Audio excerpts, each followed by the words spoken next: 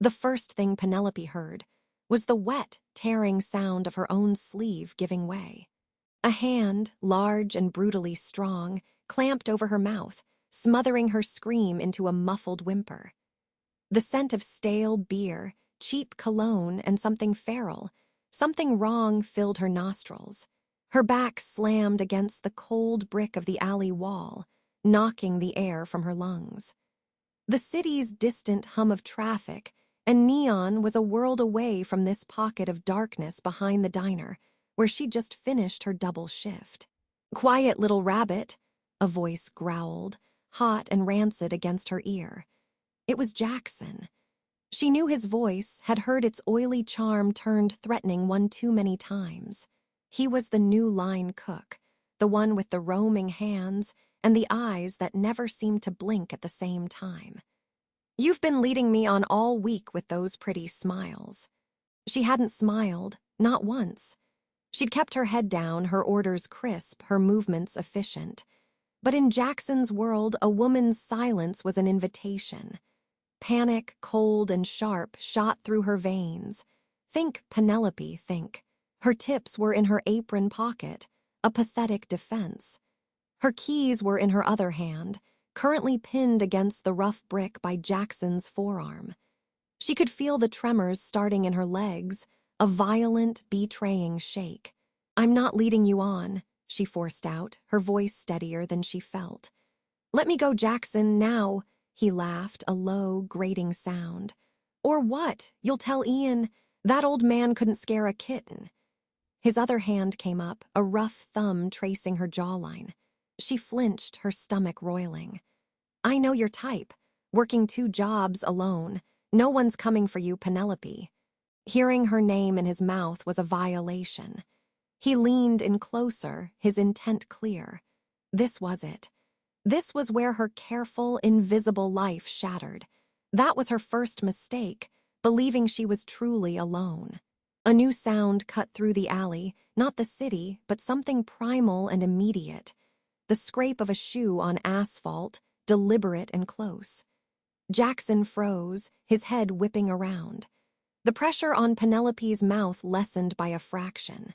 "I believe the lady asked you to let her go." The voice was not loud. It was a calm, deep baritone that didn't need volume to carry absolute authority. It vibrated in the air, in the bricks, in Penelope's bones. Jackson spun, shoving Penelope sideways. She stumbled, catching herself on a grimy dumpster, her breath coming in ragged gasps. She looked toward the alley's entrance. A man stood silhouetted against the sodium glow of the street lamp. He was tall, broad-shouldered, wearing a dark coat that looked impossibly expensive against the urban decay. He took a single step forward, and the light caught his face. Penelope's heart, already hammering against her ribs, gave a strange, hard thump. It wasn't fear. It was something else, a dizzying, gravitational pull that made her want to step toward him even as every survival instinct screamed to run. He was in his late 30s, with sharp, aristocratic features that looked carved from marble. Dark hair, swept back, and eyes that glinted like chips of obsidian even from this distance. He held himself with an unnerving stillness, the stillness of a predator who knows the chase is already over.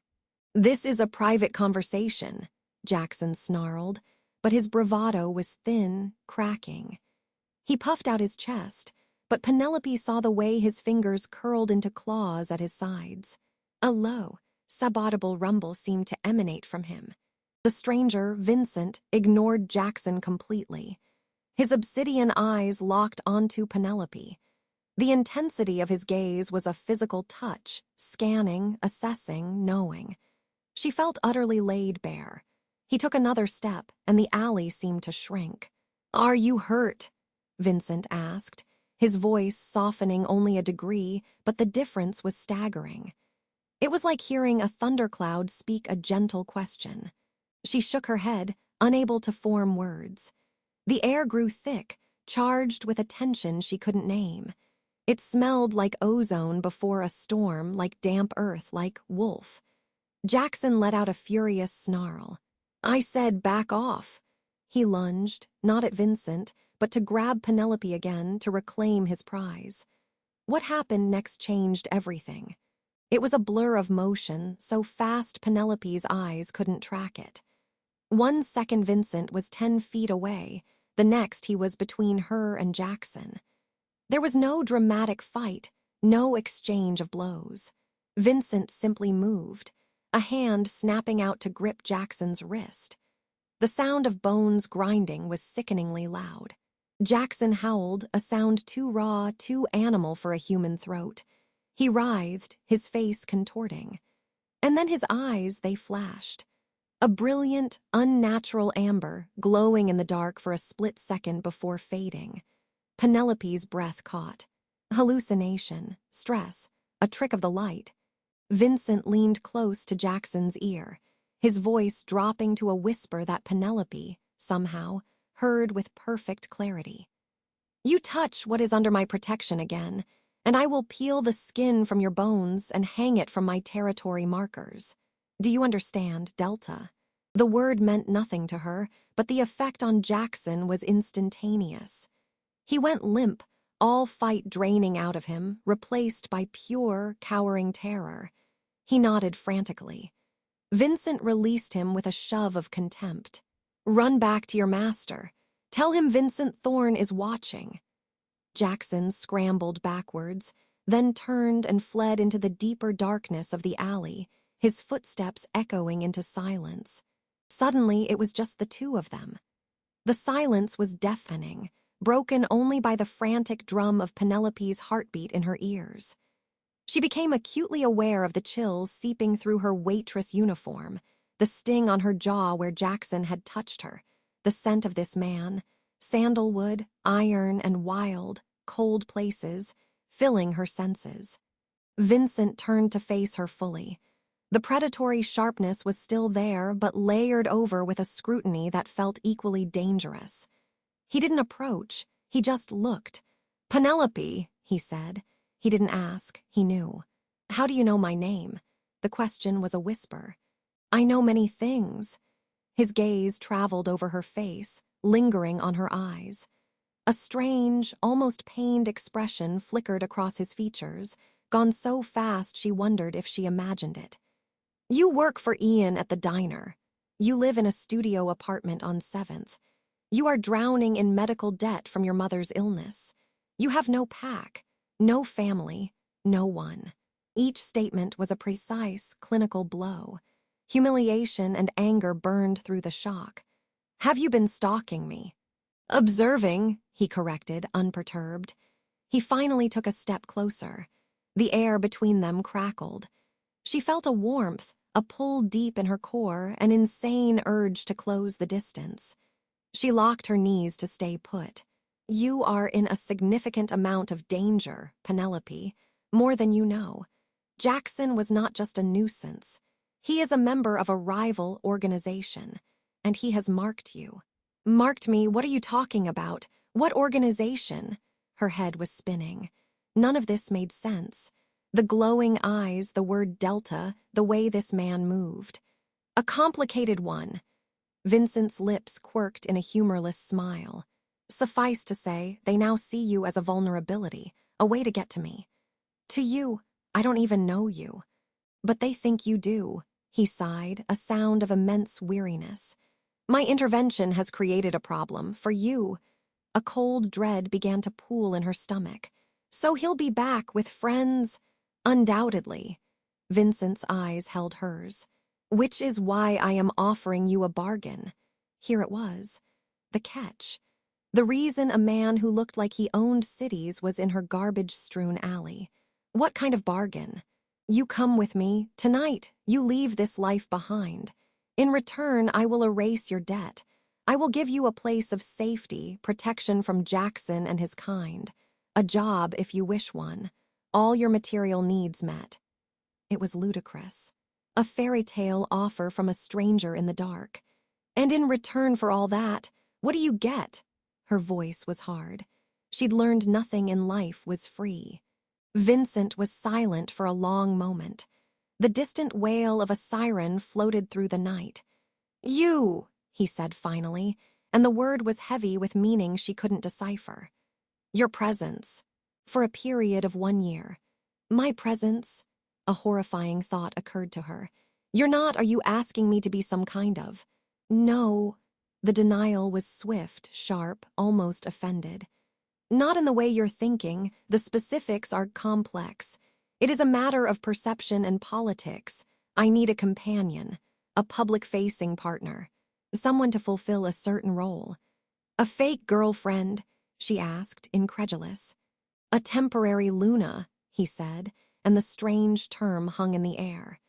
He seemed to regret the word immediately, his jaw tightening. "A stand-in, a figurehead.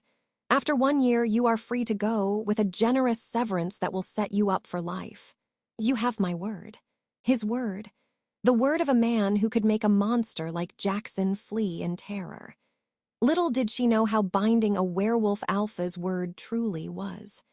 The practical part of her mind, the part that balanced ledgers and counted tips, screamed that this was a trap. The desperate part, the one lying awake at night listening to the voicemails from collectors, the one who jumped at shadows, whispered escape. "Why me?" she asked, her voice small. "You could have anyone." For the first time, Vincent's composure seemed to fracture. A storm raged in his black eyes. His nostrils flared as he took a deep breath, as if tasting the air around her. A low, almost imperceptible rumble vibrated in his chest. "That," he said, the word strained, "is the one question I cannot answer. Not yet. Do you accept?" He extended a hand. It was a clean, strong hand with neatly trimmed nails. The hand of a billionaire. The hand that had just ground a man's bones with casual ease. Penelope looked from his hand to his face. The magnetic pull was still there, a thread tugging her toward him. The fear was there too, a cold knot in her chest. But greater than both was the image of Jackson's glowing amber eyes. That was not a human problem. This was not a human offer. She had no good choices, only desperate ones. Swallowing hard, her own hand trembling, she reached out. The moment her fingers touched his palm, a jolt of electricity, of pure, undiluted recognition, shot up her arm.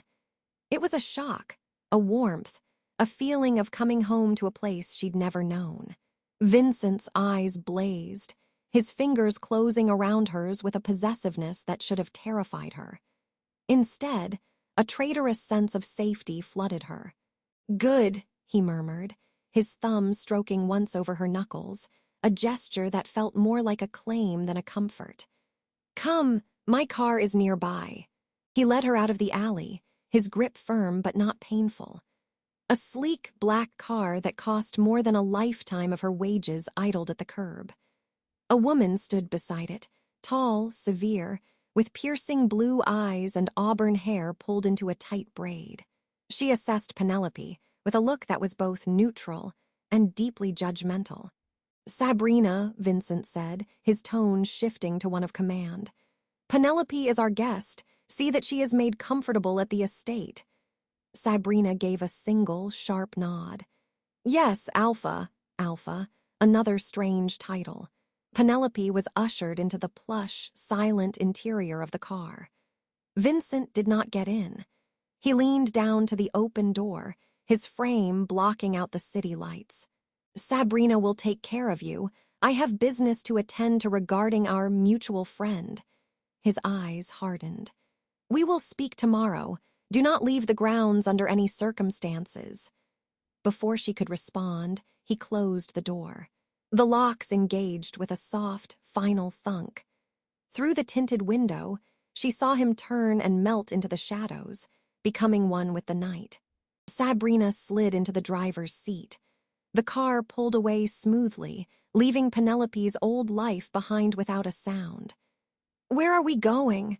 Penelope asked, her voice echoing in the quiet cabin. "To the Thornwood estate," Sabrina said, her eyes fixed ahead.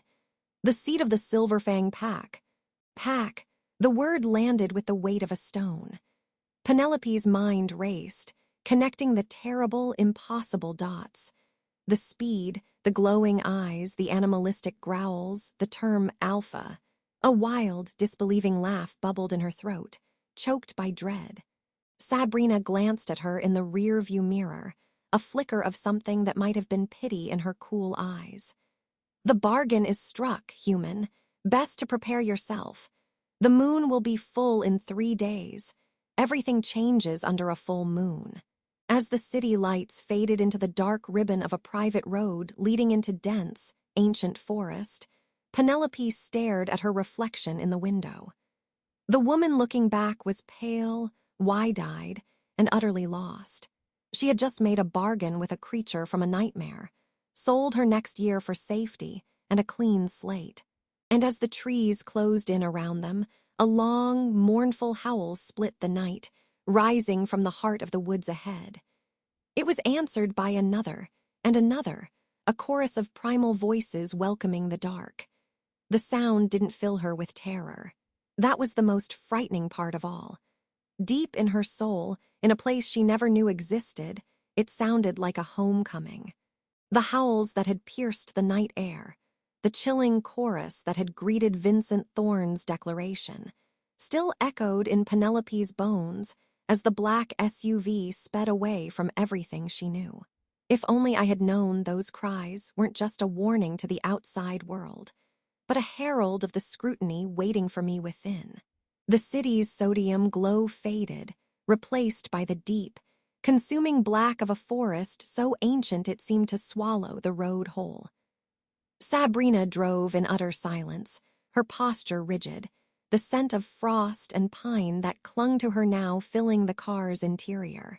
Penelope clutched the strap of her worn bag, her knuckles white. The only sounds were the hum of the engine, the whisper of tires on asphalt, and the frantic drum of her own heart. "Where are we going?"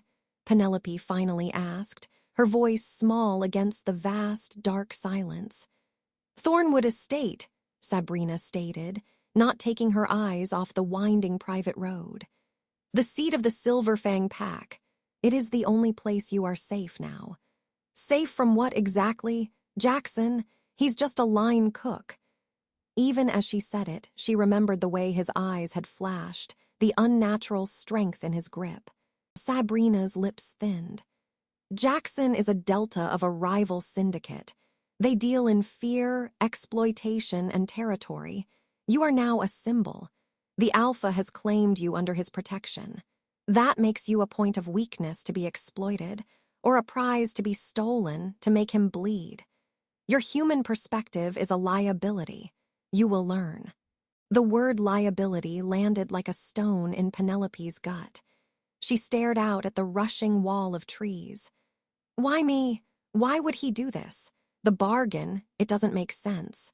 "The Alpha's motives are his own," Sabrina said, her tone making it clear that line of questioning was closed. "Your role is to fulfill the terms. Appearances must be maintained. The pack must see strength, unity. You will be his temporary Luna in all public aspects. Do not mistake the title for true standing." The finality in her voice was colder than the night. Penelope fell silent, watching the forest blur past. After what felt like an hour, the trees abruptly gave way to wrought iron gates, intricate and towering, topped with stylized wolf heads. They swung open silently. What happened next changed everything about her understanding of the word power. Thornwood Estate wasn't a house, it was a territory. A sprawling, stone-built manor stood at the heart of cleared land, lights glowing from leaded windows, but it was surrounded by clusters of other buildings, cottages, a long hall, training grounds. It felt less like a home and more like the fortified heart of a small, self-sufficient kingdom. And everywhere there were eyes. As Sabrina brought the car to a halt before the grand entrance, figures emerged from the shadows. They moved with a predator's grace, some pausing to watch, others continuing on their paths. Penelope felt their gazes like physical touches, curious, assessing, hostile. She fumbled with the door handle, her palms slick. "Stay close," Sabrina ordered, exiting and coming around to open Penelope's door. The night air here was different. Crisp, charged, alive with the scent of damp earth, pine, and something wilder, muskier. Underlying it all was a tension, a silent hum of watchfulness. The heavy oak door of the manor opened before they reached it. A man, older than Sabrina with silver at his temples and eyes the color of weathered steel, stood in the doorway. His gaze swept over Penelope with detached efficiency. "Sabrina. The Alpha is in the study. He will see her after she is settled." His voice was a low rumble. "Elias, this is Penelope," Sabrina said. "Penelope Elias, the pack's head of security and the Alpha's right hand." Elias gave a slight, perfunctory nod. No welcome, no smile. "Follow me." The interior was a paradox. It spoke of immense, old-world wealth, polished wood, stone fireplaces, tapestries depicting forest scenes, but it was devoid of clutter, of personal warmth. It was a command center, beautiful but severe. Penelope's sneakers squeaked on the marble floor, the sound absurdly loud in the echoing hall.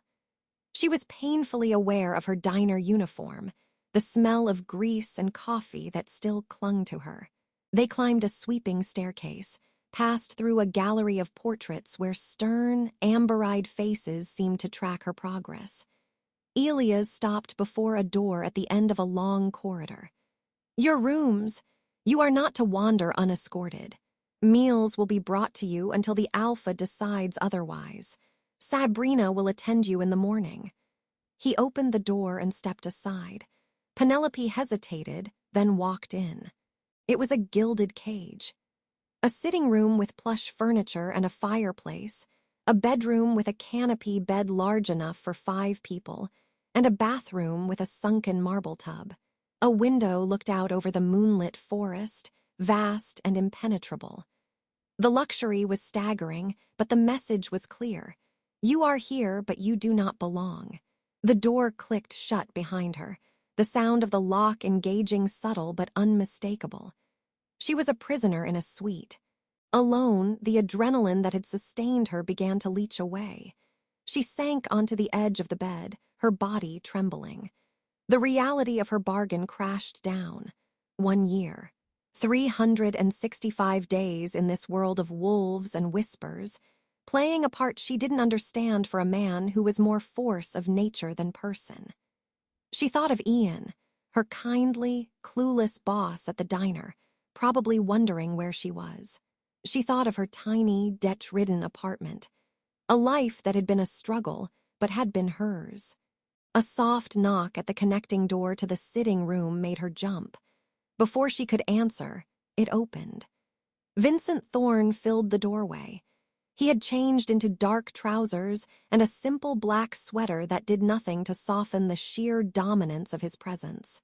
He carried 2 crystal glasses and a decanter of amber liquid. The casual domesticity of the act was utterly discordant with the power radiating from him. "I trust the accommodations are adequate," he said, his voice that same low, textured rumble that seemed to vibrate in her chest. He walked in as if he owned the space, which, of course, he did, and set the glasses on a small table. "They're fine," Penelope managed, standing up too quickly, feeling like a child caught in a forbidden room. "Why am I locked in?" "For your safety and mine." He poured a measure of liquor into 1 glass and held it out to her. "The pack is on high alert. Not all are pleased with my acquisition." She didn't take the glass. "Acquisition. Is that what I am?" His amber eyes held hers, unblinking. "You are the woman who accepted my bargain. The semantics are irrelevant. Drink. It will steady you." Reluctantly, she took the glass, her fingers brushing his. A spark, hot and sharp, jolted up her arm. She saw his pupils flare for an instant, a crack in his controlled facade. She took a hurried sip, the liquor burning a path down her throat, making her cough.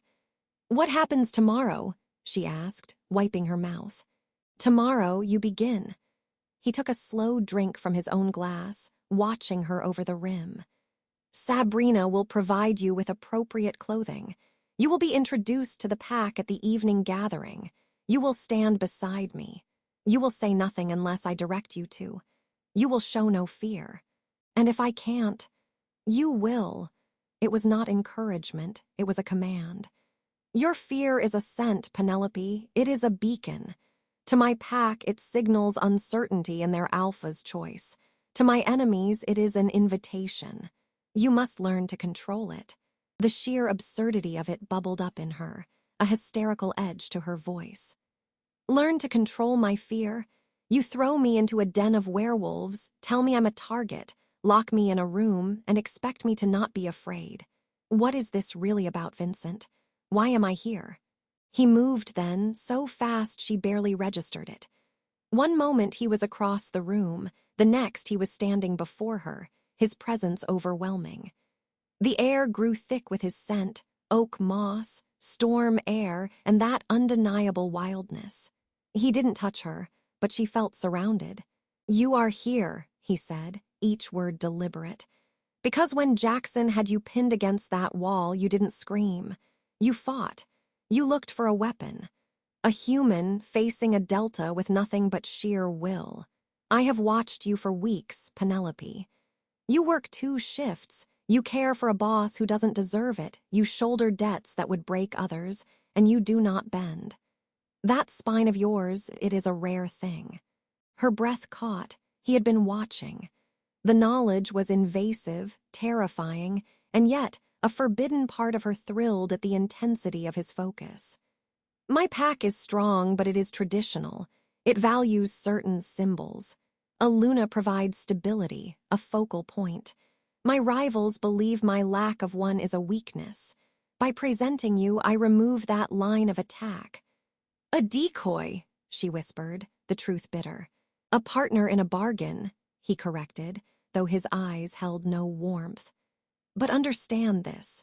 The performance must be flawless. In their world, perception is reality. If they believe you are mine, then you are under the full protection of the Silver Fang Pack. If they sense a fraud, you will be vulnerable, and my authority will be challenged.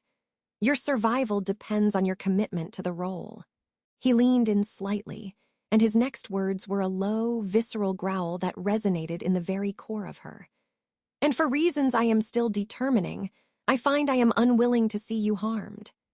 Before she could process that, a sound split the night, not a howl, but a sharp, guttural snarl from somewhere on the grounds below, followed by a crash of breaking wood.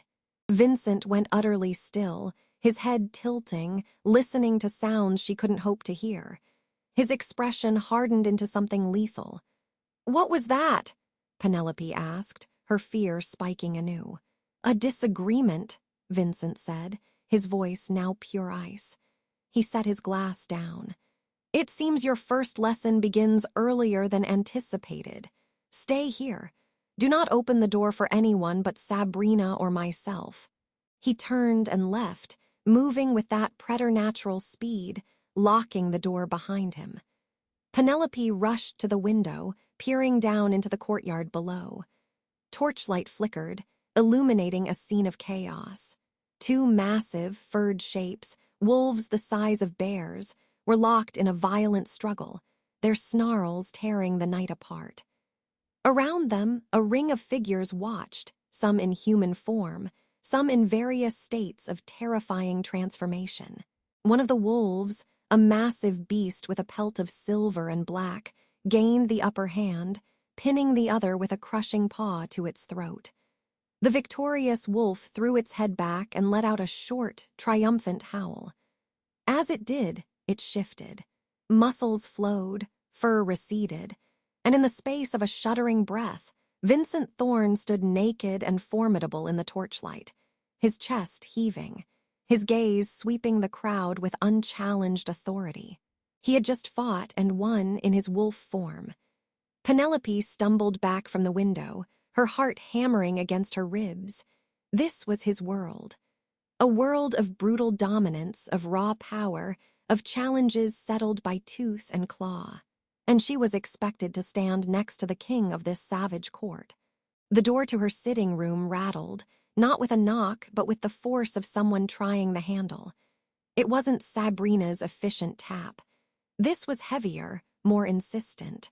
A low, unfamiliar male voice slithered through the thick wood. "Little human, are you in there? Come out. Let's have a look at what our alpha dragged in from the gutter." The handle jiggled violently. The lock held, but the wood groaned. Penelope froze, backing toward the far wall, her eyes fixed on the shuddering door. Vincent was down in the courtyard. Sabrina was nowhere. She was alone.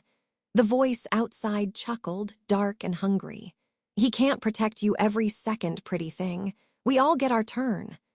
The pounding started then, not frantic, but deliberate, powerful blows that made the door frame tremble. Dust sifted from the lintel. If only I had known my greatest threat wasn't outside these walls, but already lurking within them. The door handle rattled violently, a sharp, metallic clack-clack-clack against the lock. Penelope stumbled back from the door, her breath a trapped bird in her throat. The low, guttural growl seeped through the solid wood, followed by a voice, thick with venom. "You don't belong here, human. This ends tonight." Clack, clack, thud. The wood groaned. She looked around the luxurious cage for a weapon, her hands closing around a heavy crystal vase on the bedside table. Its cold weight was a pathetic comfort. If only I had known the real monster wasn't outside the estate walls, but pacing within them. Then, as suddenly as it began, the assault stopped. A sharp, pained yelp was cut short, replaced by the sound of a heavy body being dragged swiftly across stone. Silence rushed back in, deeper and more terrifying than the threat. Penelope stood frozen, vase held aloft, listening to the frantic drum of her own heart. Minutes bled into one another. Just as her arms began to shake from the strain, a firm, polite knock echoed through the room. "Miss Penelope," it was Elia's. His voice was its usual severe monotone, giving nothing away. "The Alpha requests your presence in the study, immediately." She didn't move. Who was at my door?" "A disciplinary matter. It has been handled. Please open the door." Handled. The word was so clean, so final. She slowly lowered the vase, her fingers stiff, and approached the door. Unlocking it, she found Elias standing rigidly in the hallway. No trace of a struggle, no blood on the polished floorboards. His dark eyes flickered to the vase still in her hand, and a flicker of something, contempt, amusement, passed through them before being extinguished. "Leave that," he said, turning. "Follow me." The manor at night was a different beast. Shadows clung to the vaulted ceilings, and the few sconces that were lit cast long, dancing shapes that seemed to reach for her. She heard distant sounds, the low murmur of voices from behind closed doors, the faint clink of glassware, the soft pad of footsteps that stopped as they passed. Every sense was heightened, every hair on her neck standing upright. They were watching, all of them. Elias led her not to the main hall, but down a narrower, older corridor lined with portraits of severe-looking men and women, all sharing the same piercing, pale-eyed gaze. Vincent's ancestors. At the end was a heavy oak door. Elias opened it without knocking and gestured her inside. Vincent's study was a reflection of the man, powerful, ordered, and intense. Floor-to-ceiling bookshelves held leather-bound volumes. A massive fireplace crackled with real flame, and the air smelled of old paper, bourbon, and something wilder, like petrichor and pine. Vincent stood by the fire, his back to her, silhouetted against the flames. He had changed into dark trousers and a simple black sweater, the casual attire doing nothing to soften his imposing presence. "Leave us, Elias," he said without turning. The door clicked shut. Penelope remained just inside the threshold, the warmth of the room doing nothing to melt the ice in her veins. "You heard," Vincent stated. It wasn't a question. He tried to break in. He said I didn't belong. Her voice was steadier than she felt. Vincent finally turned. In the firelight, his face was all sharp angles and deep shadows. His expression was unreadable, but his eyes, they glowed with a faint, simmering light. His name was Corbin, a young, impulsive enforcer. He believed challenging my decision would earn him status. Penelope whispered. He is alive, Vincent said, a note of cold precision in his tone. But he will not trouble you again. His challenge was not just to my authority, but to my direct protection. In our world, that is a capital offense. His life is forfeit to my judgment. Penelope's stomach twisted. You're going to kill him for trying to scare me, for attempting to harm what is under my shield. Yes. He took a slow step toward her. The message must be absolute, Penelope. The bargain we made is not a private contract. It is a public decree. To touch you is to touch me. They must understand the cost. She wrapped her arms around herself. This is insane. I'm a waitress from a diner. I'm not worth a life. You are because I say you are. He closed the distance, stopping a few feet away. The heat from his body was palpable, a physical force. That strange, magnetic pull tugged at her core, warring with her terror. What happened in the courtyard and what happened at your door are two acts of the same play. My pack is on a knife's edge. There are those who believe my focus on an outsider is a weakness our rivals will exploit. They are not entirely wrong. Then let me go, she pleaded, though the words felt hollow. Where would she go? Back to the alley where Jackson waited. A low, almost imperceptible rumble vibrated in his chest. No. The finality of it shook the room. The offer stands. 1 year. In return, you receive not just safety from the predators outside, but from those within. My protection is not a gentle thing, Penelope. It is a fortress, but you must live within its walls. As a prop, she said, bitterness seeping in. As a Luna. He reached out, his fingers hovering near her cheek without touching. A spark of static or something else leapt between them. She flinched. Even a temporary one holds power. You will have a role, responsibilities. You will learn our ways. I don't want your ways. I saw what your ways are. The violence. The violence is the reality, he interrupted, his voice dropping, becoming almost intimate. You have lived a soft life, Penelope. A hard one, yes, but a human one. This world is older, sharper. It runs on blood and bond. You are in it now. You can either be consumed by it, or you can learn to stand within it. His hand finally made contact, his thumb brushing just beneath her eye, where a bruise from Jackson's assault had faded to a sickly yellow. I have watched you for weeks. You serve arrogant customers for tips. You handle the grease and the grind. You faced a werewolf in a dark alley with nothing but your wit and a trash can lid. You are not soft. You are resilient.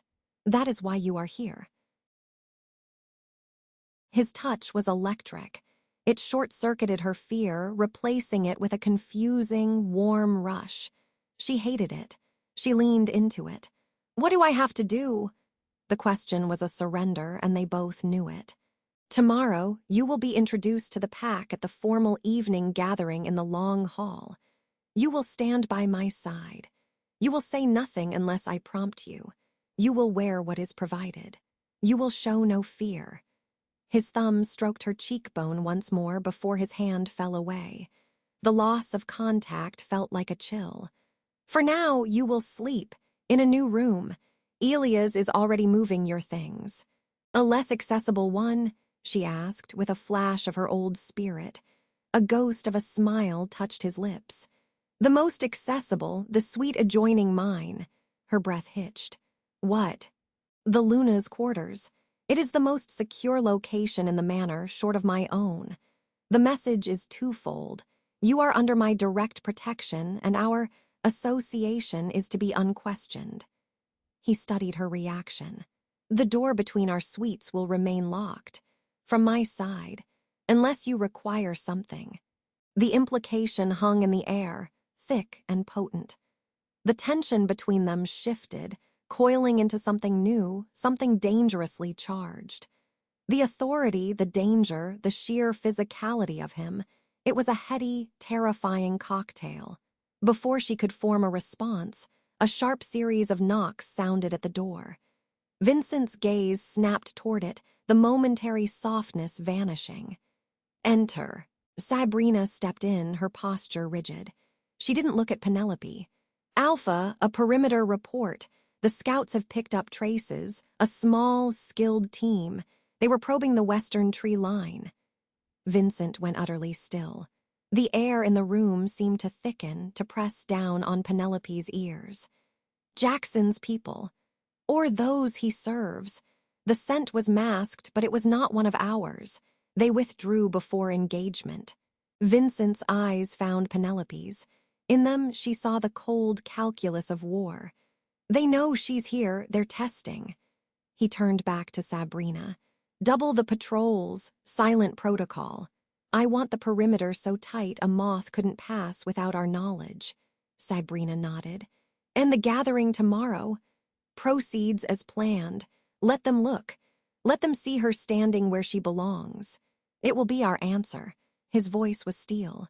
Sabrina's eyes flickered to Penelope for a millisecond, a flash of profound disapproval before she bowed her head and left. The revelation settled over Penelope like a shroud. They were out there because of her. The danger wasn't just inside. She was a beacon drawing it to their gates.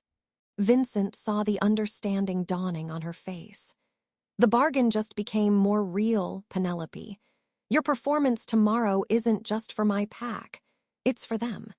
Your life and the stability of this entire territory may depend on how convincingly you can pretend to be mine. He moved to his desk, pulling out a small, ornate key. This is for your new suite. Elias will show you the way. Try to sleep.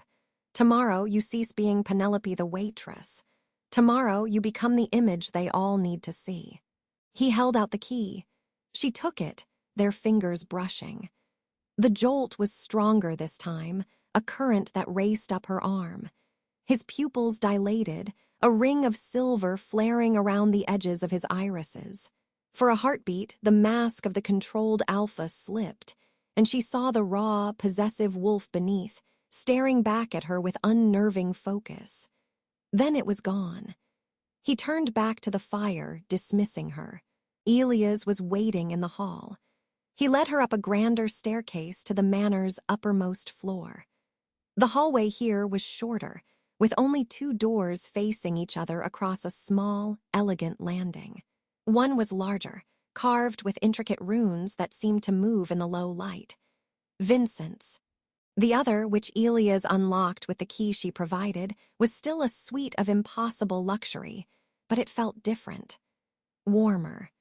The decor was richer, with deep blues and silvers, and a large window overlooked the moonlit forest. A fire already crackled in the hearth. Her meager bag from the diner was on a velvet settee. The door to the Alpha's quarters is there, Elias said, pointing to a reinforced archway where a heavy door stood, bolted shut. You will be summoned at 7 tomorrow evening. Appropriate attire will be delivered by Sabrina. Do not leave this room before then. His delivery was flat, but his next words carried a weight of warning. The pack is unsettled. Appearances matter. The Alpha has staked much on you. Do not make him regret it. Alone again, Penelope sank onto the enormous bed. The key bit into her palm. She replayed the night, the terror at the door, Vincent's chilling calm, the news of scouts in the woods. She was a pawn in a game she didn't understand, between forces that could tear her apart. She walked to the window, looking out at the ancient, dark forest. Somewhere out there, enemies were watching. And in here, a pack of wolves saw her as a target. Her only shield was the most dangerous wolf of all, a man who looked at her with a mix of clinical calculation and a heat that scared her for entirely different reasons. A soft sound made her freeze, not from the forest, from the adjoining wall. A low, rhythmic scratch, scratch, scratch, like claws on wood. It came from the other side of the locked Luna's door. It was followed by Vincent's voice, a deep, resonant murmur through the thick barrier, not meant for her but audible in the dead silence of the night. "Soon," he whispered, a promise or a threat to the empty air of his own room. The scratching stopped. Penelope backed away from the wall, her heart hammering against her ribs. She didn't sleep that night. She sat by the fire, clutching the crystal key, staring at the locked door, and listening to the silence that was somehow more frightening than any sound. What happened next would change everything. The gathering, the performance, the eyes of the pack upon her. It was a trial by fire. But as the first gray light of dawn filtered through the trees, a more immediate horror dawned on her. The elegant dress Sabrina delivered was exquisite, a gown of midnight blue silk. But as Penelope lifted it, something fell from its folds and clattered onto the floor. It was a single, long, sharp canine tooth. Lupin. Wrapped around it was a scrap of parchment with a message scrawled in what looked like dried blood. "The real hunt begins at the feast, little lamb." It was not signed. It didn't need to be. The threat wasn't outside. It was in the room with her, and it had just RSVP'd to the party. The Lupin tooth, cold and sharp, lay in her palm like a shard of ice.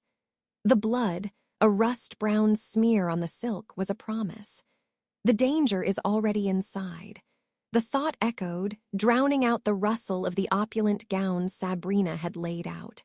Someone had been here, in her sanctuary. The message was clear. The walls of Thornwood were not a barrier, but a hunting ground. A sharp, authoritative knock shattered the silence. "Penelope, it's Sabrina. The Alpha expects you in the long hall in 20 minutes. Are you decent?" Penelope's fist closed around the tooth, its point digging into her flesh. A different kind of pain, clean and focusing. She shoved it deep into the pocket of her simple jeans. The warning was hers alone. To show Vincent now would be to admit a vulnerability she couldn't afford, to give the unseen enemy a victory. I'm not ready," she called, her voice steadier than she felt. "You have 19 minutes. Sabrina replied, her tone leaving no room for debate. "The gown is on the bed. Do you require assistance?" "No," the word was final. She heard Sabrina's footsteps retreat, efficient and sharp on the stone floor. Alone again, Penelope approached the bed. The gown was a weapon of a different sort. Midnight blue velvet, slashed with silver embroidery that mimicked the intricate patterns of frost on a window pane. It was beautiful, severe, and unmistakably regal. A costume for her role. With trembling fingers, she shed her worn diner clothes, the last tangible pieces of her old life, and let the cool, heavy velvet slide over her skin. It fit as if it had been tailored for her, which it likely had.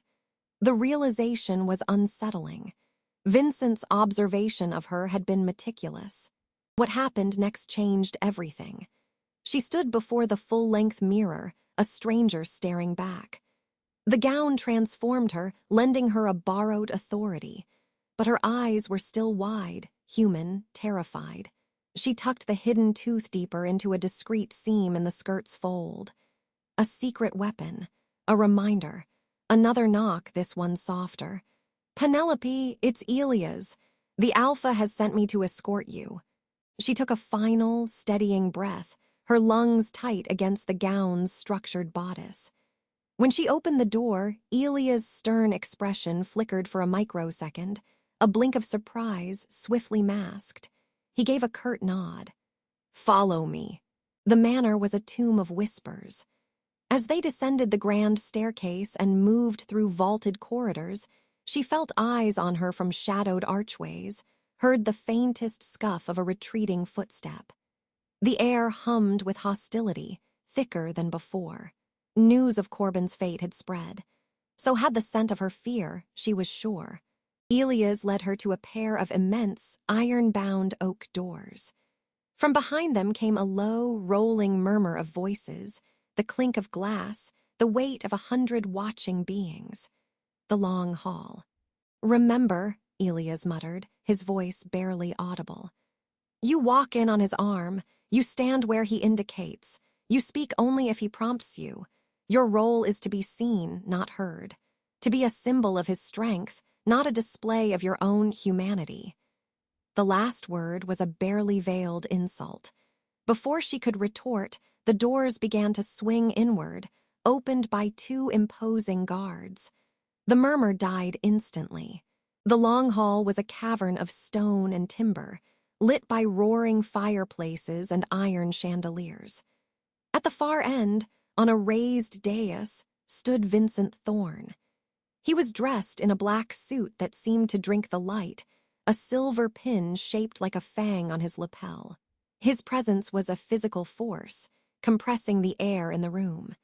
And his eyes, molten gold and utterly focused, were locked on her. Every member of the Silverfang pack was there, arrayed in a sea of faces that ranged from curious to openly contemptuous. The silence was absolute, predatory. Vincent descended the dais steps, his stride consuming the distance between them. The sound of his polished shoes on the flagstone was the only sound in the universe. He stopped before her, his gaze sweeping from her head to the floor and back again, an appraisal that felt more intimate than a touch. A faint, approving spark lit in his eyes. "You look," he said, his voice carrying effortlessly in the quiet, "like you belong here." It wasn't a compliment, it was a command. He offered his arm. After a heartbeat's hesitation, she placed her hand on the crook of his elbow. The contact was electric, a jolt of warmth that shot up her arm. His muscles were corded steel beneath the fine fabric. He covered her hand with his own, a gesture of possession that sent a ripple through the watching crowd. He turned, leading her into the heart of the pack. The walk to the dais felt miles long. She kept her chin up, her eyes fixed on the empty throne-like chair beside his, following Sabrina's earlier, harsh coaching. "Do not look at your feet. Do not smile. You are not seeking their approval. You have it by his decree." They reached the dais. He guided her to the smaller chair, waiting until she was seated before taking his own. Only then did he address the room, his voice a deep, resonant alpha command. "You have seen the challenge. You have witnessed the consequence." He paused, letting the memory of Corbin's fate sink in. "This is Penelope. She is under my protection. By the terms of our bargain, she stands as my temporary Luna. Her safety is the safety of the pack. Her insult is my insult. This is not a subject for debate. It is law." A low growl emanated from somewhere in the middle of the crowd. Vincent's head turned, pinpointing the source with terrifying accuracy. The growl cut off. "The scouts at our western tree line were not a random patrol," Vincent continued, his hand resting on the arm of his chair, inches from her own. "They are the fingers of the hand that sent Jackson. They are probing because they believe we have taken in a weakness." He leaned forward slightly, the movement charged with menace. "We will show them their error. Tomorrow night, we host the gathering of alphas. Penelope will be introduced to the allied and rival packs. She will be seen at my side, unharmed, unafraid, a collective intake of breath." The gathering was clearly a monumental event. Using her as a centerpiece was a staggering risk. An older woman with steel-gray hair braided tightly stepped forward. "Alpha, with respect.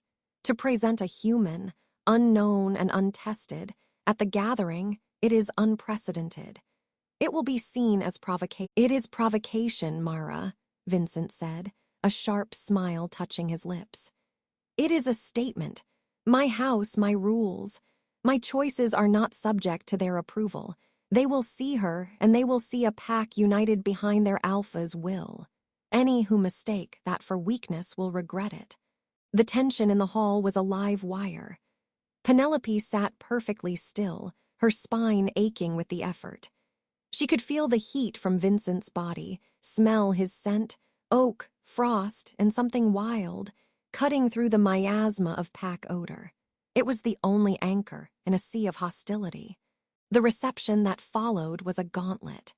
Vincent led her down from the dais, and one by one, key pack members were brought forward. It was a blur of names and faces she knew she would never remember.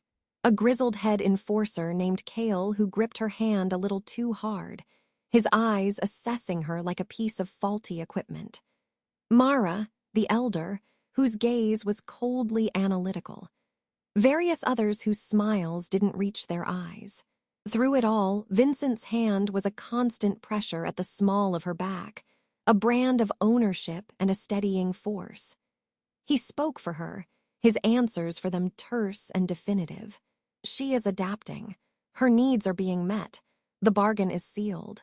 It was during a brief moment when Vincent was drawn into a hushed, intense conversation with Kale that Penelope found herself momentarily alone. She drifted toward a long table laden with food she had no intention of touching, just for something to do. "So, you're the new pet project." The voice was male, smooth and dripping with condescension. She turned to see a man leaning against the stone wall, swirling dark liquid in a crystal glass. He was handsome in a sharp, cruel way, with ash-blonde hair and pale blue eyes that held no warmth. He wore the same silver fang pin, but his demeanor was all casual insolence. "I'm Penelope. I know what you are," he said, pushing off the wall and taking a step closer. His scent was wrong, bitter almonds undercutting the pine-and-earth smell of the others. A human trinket, a distraction. Vincent's always had a taste for fragile things, but they usually break. She felt the tooth in her pocket like a talisman. "I'm not a trinket." "No, what are you then? His conscience, his charity case." He took another sip, his eyes roaming over her gown with insulting leisure. "You smell like fear and laundry soap. You stick out like a bloodstain on silk. You think that dress makes you one of us? It just makes you a prettier target. If only I had known who he was, the poison he carried." But she was defenseless here, in plain sight. "The alpha seems satisfied with the bargain," she said, parroting Vincent's own cold terminology. The man's smile was a razor cut. "The alpha is under strain. The pack is restless. A show of strength can look an awful lot like desperation from the right angle." He leaned in, his voice dropping to a venomous whisper. "That gown, it suits you. A deep color, good for hiding stains."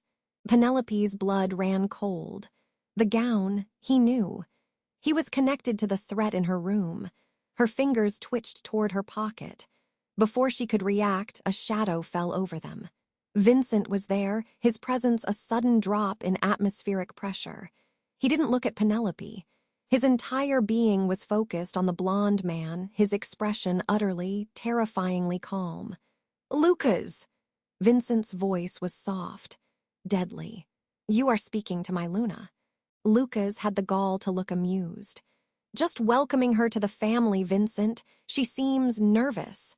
"Your welcome is noted and concluded." Vincent's hand shot out, not to strike, but to clamp around Lucas's forearm. The grip must have been bone-crushing, because Lucas's face went pale, his glass trembling. "The next word you speak to her without my express invitation will be your last. Do you understand the law, Delta?" The title was a lash. Lucas's jaw tightened, his eyes flashing with hatred before he banked it. He gave a stiff, shallow nod. Vincent released him as if discarding garbage. "Leave my sight." Lucas retreated, melting into the crowd without a backward glance. Vincent finally turned to Penelope. The fury in his eyes was banked, but the heat of it still washed over her.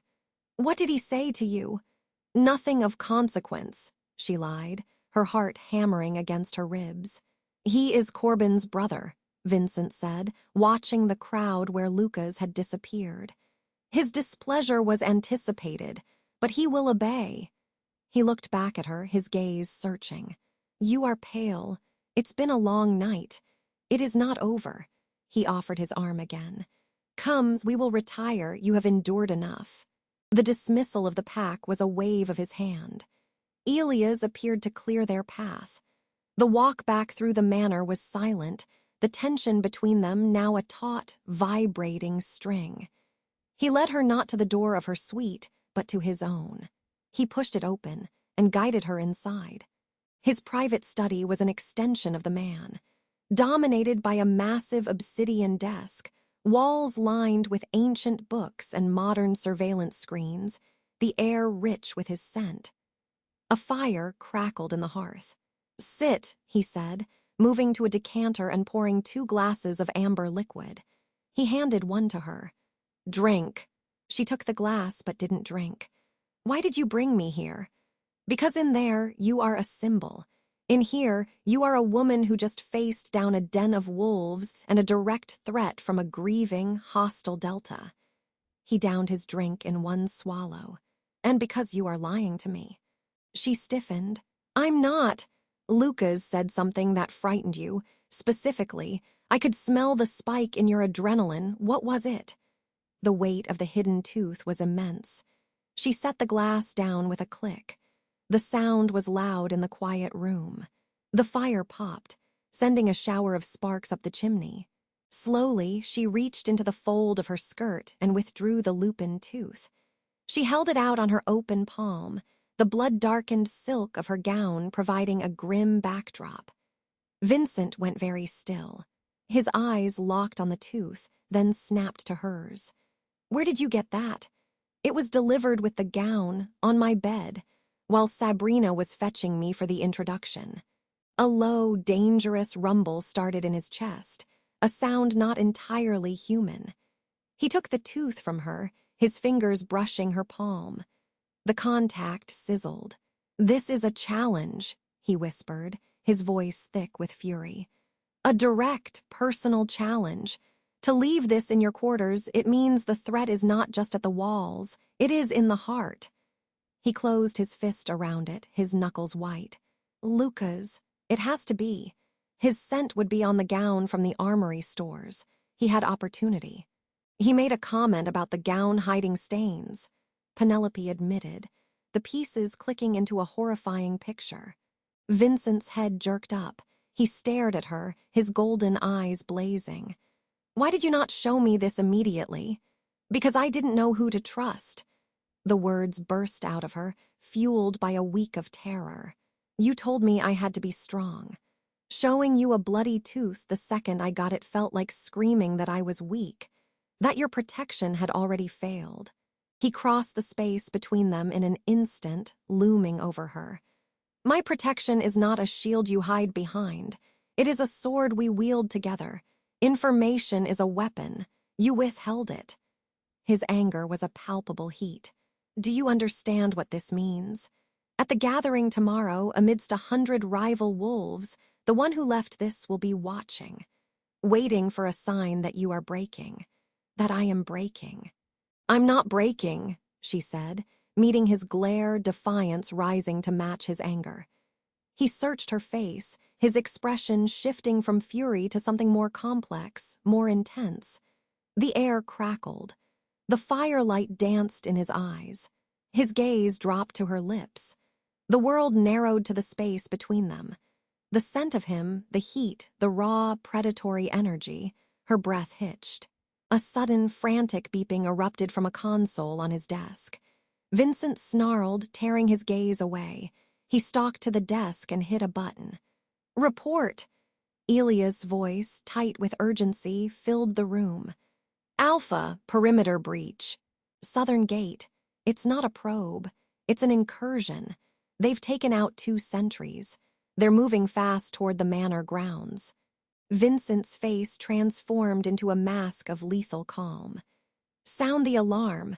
Lock down the manor. No one in or out. He looked at Penelope, all softness gone. You will go to your suite. You will lock the door connecting to my rooms. You will not open it for anyone but me or Elias. Do you understand? She nodded, numb. Go, now. She turned and fled to the adjoining door, fumbling with the handle. As she slipped into the darkness of her own room, she heard the beginning of the transformation behind her. The sickening, glorious sound of bones realigning, of a suit tearing, of a human voice dissolving into a deep, earth-shaking roar of fury. She slammed the door shut and turned the heavy lock, her back against the cold wood. Outside her window, in the moonlit grounds of Thornwood, answering howls rose into the night, full of battle lust and warning. But the most terrifying sound was the one inside the manor. The soft, deliberate scrape of a claw against the other side of her main hallway door. The bone-deep roar of the alarm was swallowed by an answering, earth-shaking howl. Vincent's. The sound wasn't just noise. It was a command, a declaration of war that vibrated in Penelope's teeth. One second he was a furious man in a study. The next, the air around him shimmered with a heat-haze distortion. There was a crack, not of bone but of space, and a massive, silver-furred wolf stood where Vincent had been.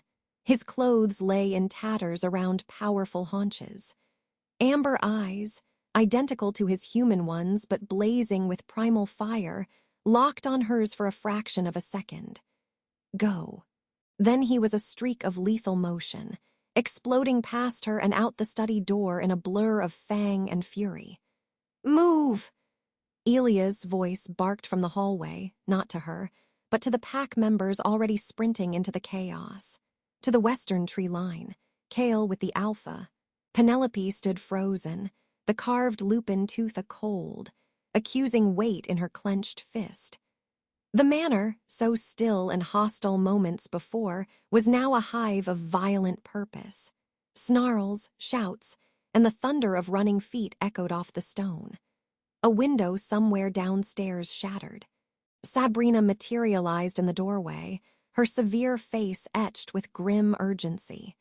With me, now, to your suite. She didn't wait for agreement, simply grabbed Penelope's arm and pulled her into the tumultuous flow. What's happening? Penelope gasped, stumbling in the elegant, restrictive gown. An incursion. They're testing our borders. The Alpha's presence is the only deterrent that matters now. Sabrina's voice was clipped, her eyes scanning every shadowed alcove they passed. The hostility Penelope had felt from her before was gone, replaced by a pure, functional protectiveness. Penelope was an asset to be secured, a liability to be contained. They reached the private landing. The door to the Luna's suite stood open. Sabrina pushed her inside. Lock this. Do not open it for anyone but me, Elias, or the Alpha. Do you understand? Anyone else. The door slammed shut. The lock engaged with a heavy, final thunk. Silence. It was a false silence, strained and thin, underlaid by the distant, chaotic symphony of the fight. Penelope pressed her ear to the ornate wood. Howls, both familiar and alien, tangled in the distance. A sharp, pained yelp cut through the night, making her flinch. She looked down at her hand, slowly uncurling her fingers. The yellowed tooth lay on her palm, its tip still stained with what she now knew was animal blood. A threat, a promise. And because she'd hidden it, Vincent had been blindsided. If only I had shown him immediately, the thought was a poison dart. What if that moment of distrust costs them? Her heart hammered against her ribs. The luxurious suite felt like a beautifully appointed tomb. She was locked away, useless, while a battle raged over her very existence. The bargain, her safety for her performance, felt like a sick joke. She was a prop, and the stage was on fire. Driven by a need to see, to know, she rushed to the window that overlooked the rear grounds and the ancient forest beyond. The scene below was a chiaroscuro painting of violence. Torches and security lights cast frantic, jumping shadows.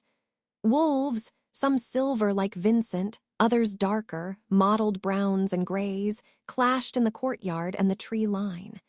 The scale was disorienting. They were the size of small horses, moving with a speed and power that seemed to warp reality. She saw a silver wolf, Vincent, launch himself at a larger, brindled beast. Their collision was a sound of thunder and tearing. Another wolf, limping, was dragged back by two human-formed pack members. A guttural shout, human, rose from near the training grounds. "Flank! They're trying to flank the cottages!" Her eyes strained. There, at the edge of the light, she saw them, not just wolves. Men and women, armed with brutal, non-metallic weapons, obsidian-tipped spears, heavy clubs, fighting alongside the shifted wolves. The rival pack, Jackson's people. Here, for her, a new sound pierced the din, closer than the rest. It was the distinct, wet crunch of a door being forced. Not her door, somewhere on the floor below. Then running footsteps on the main staircase. Heavy, more than one set. Penelope backed away from the window, her breath catching.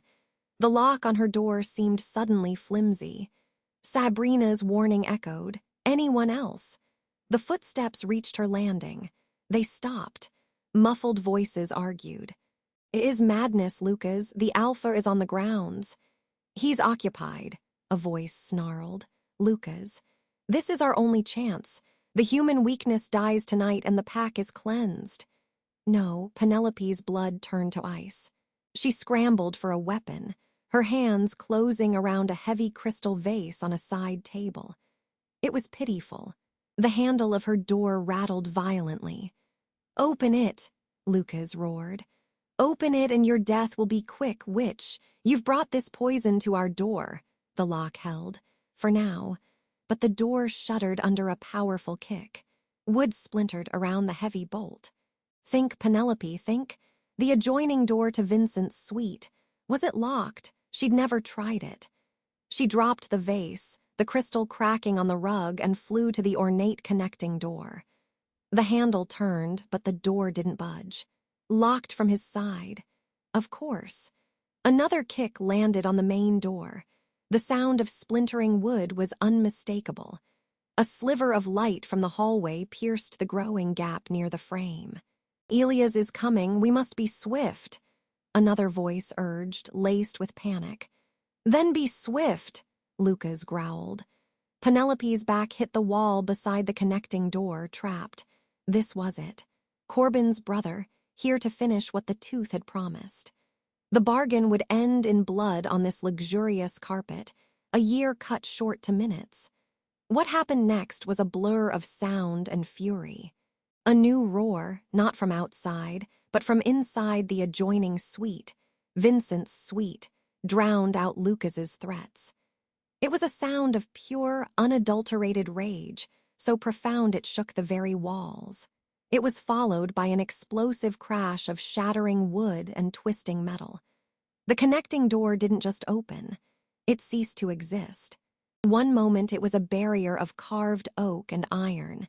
The next it was a cloud of splinters as a monstrous silver wolf burst through the wreckage. Vincent. He had to have come in through a private entrance, circling back. Amber eyes, glowing like hellfire, swept the room, found her cowering against the wall, then fixed on the main door as it gave way. Lucas and another enforcer, a man she didn't know, fell into the room.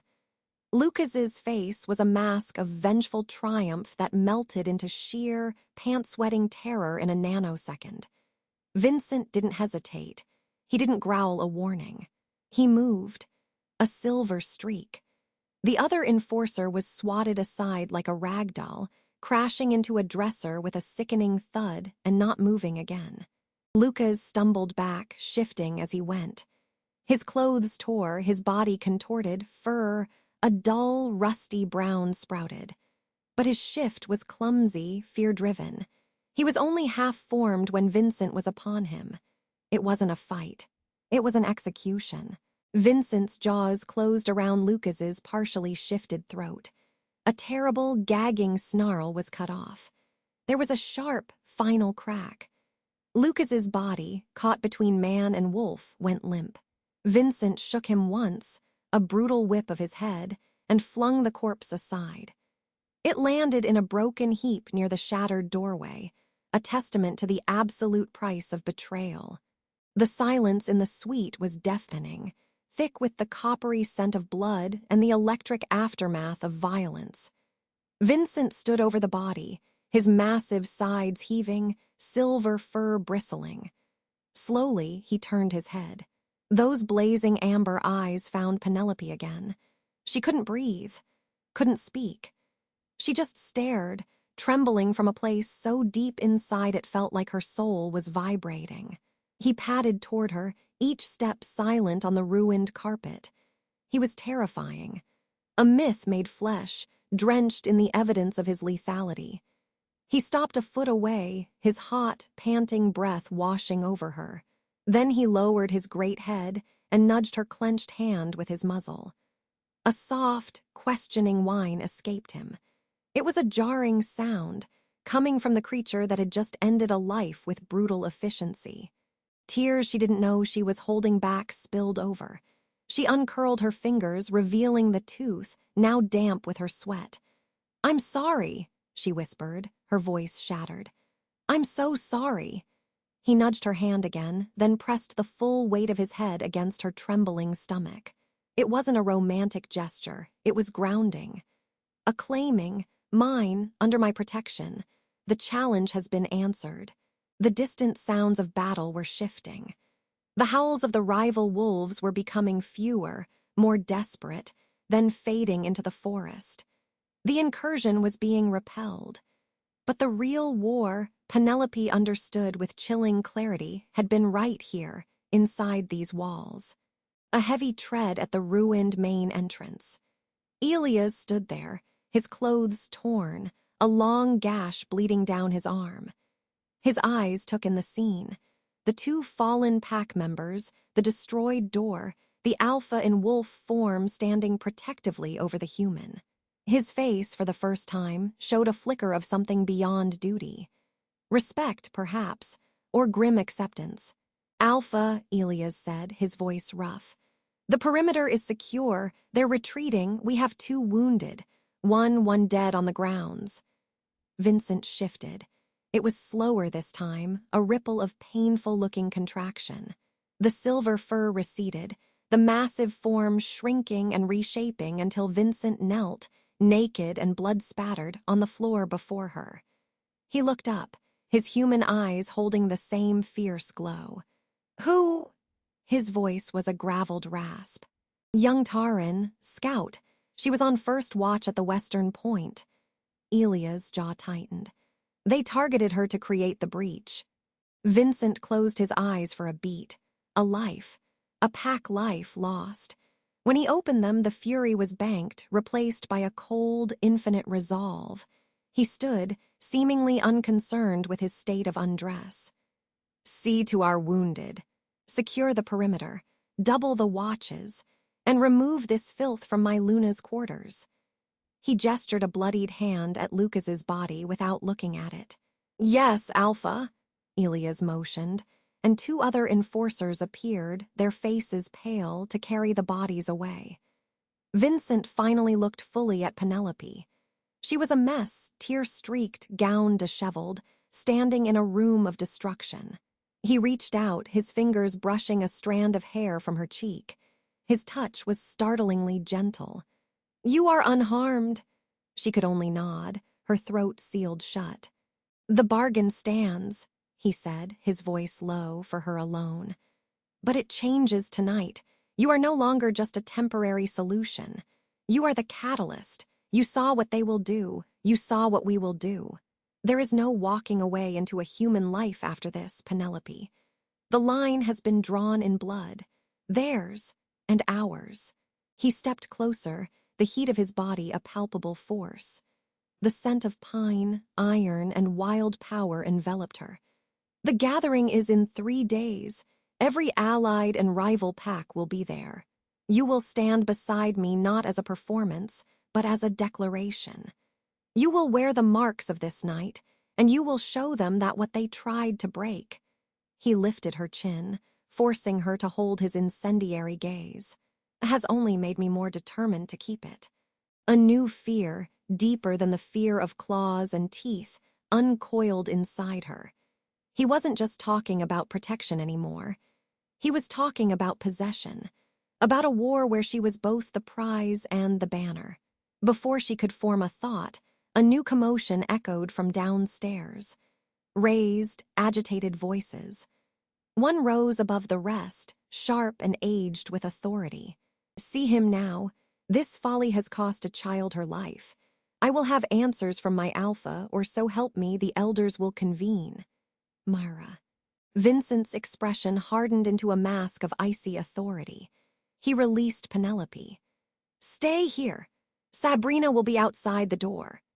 He grabbed a robe from the wreckage of his room, shrugging it on as he strode toward the ruined doorway, transforming from the protective, almost tender man back into the unapproachable alpha in a heartbeat.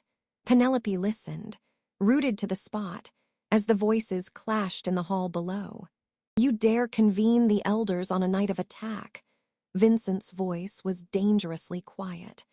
"I dare when the attack came because of your human folly," Myra shot back. "Tarin is dead because you brought a magnet for violence into our heart. The bargain is void, Vincent. The human must be handed over. It is the only way to restore balance and save this pack."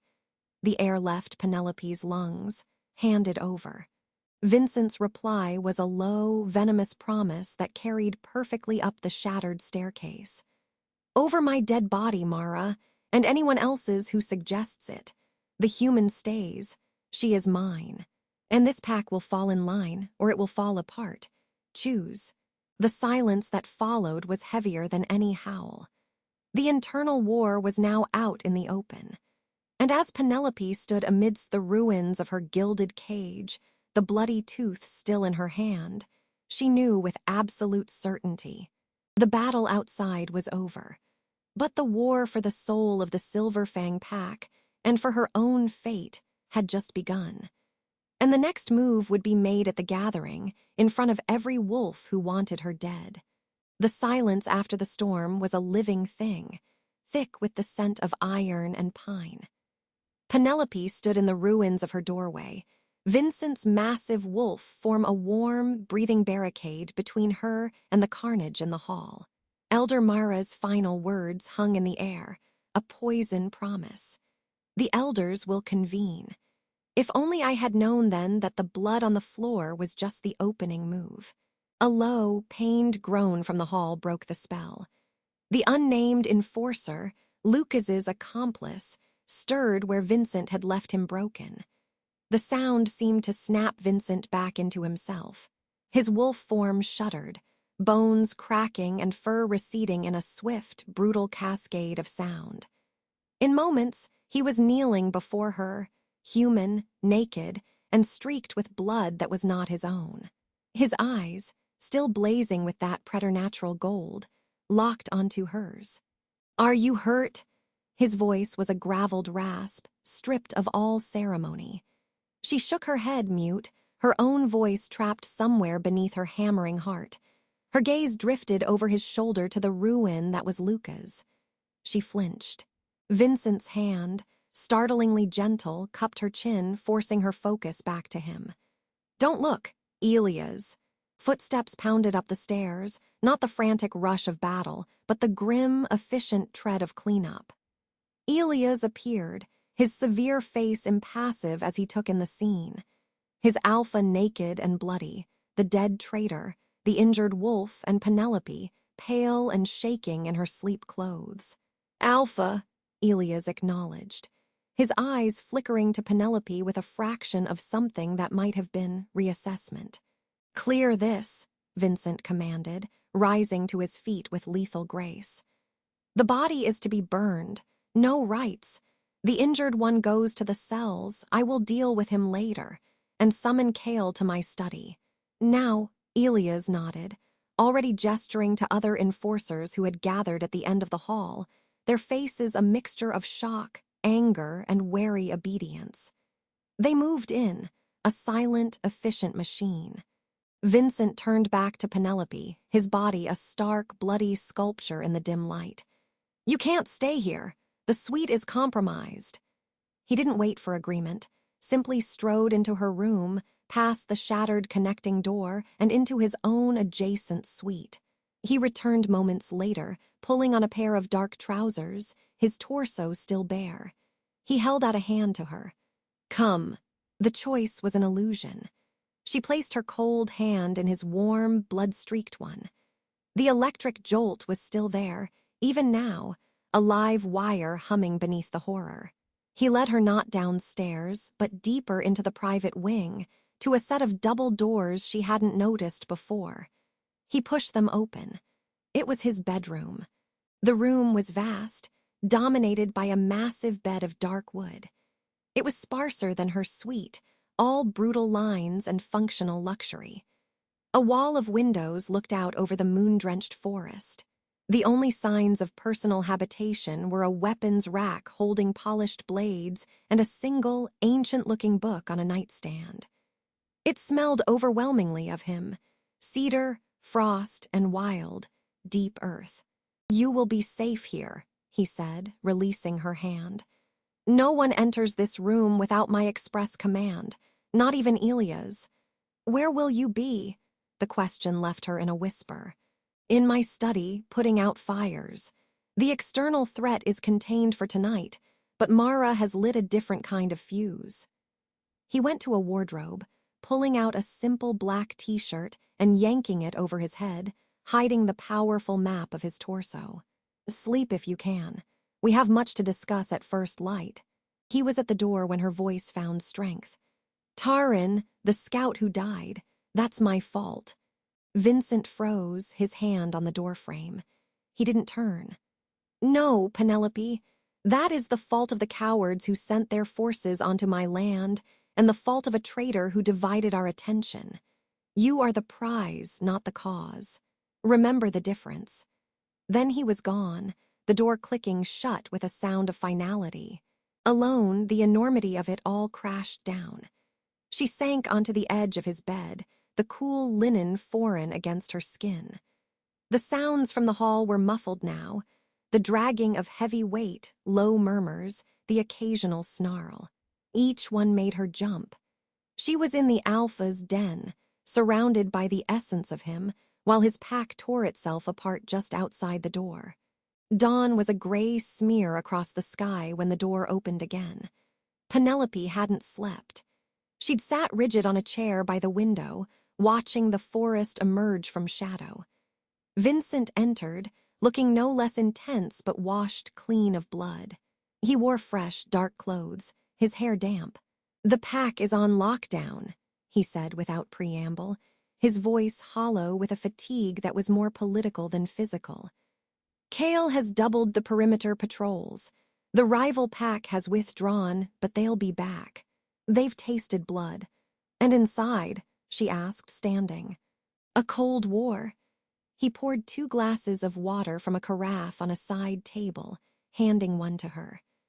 "Mara has retreated to her cottage, no doubt sending whispers along the pack bonds to every elder who will listen.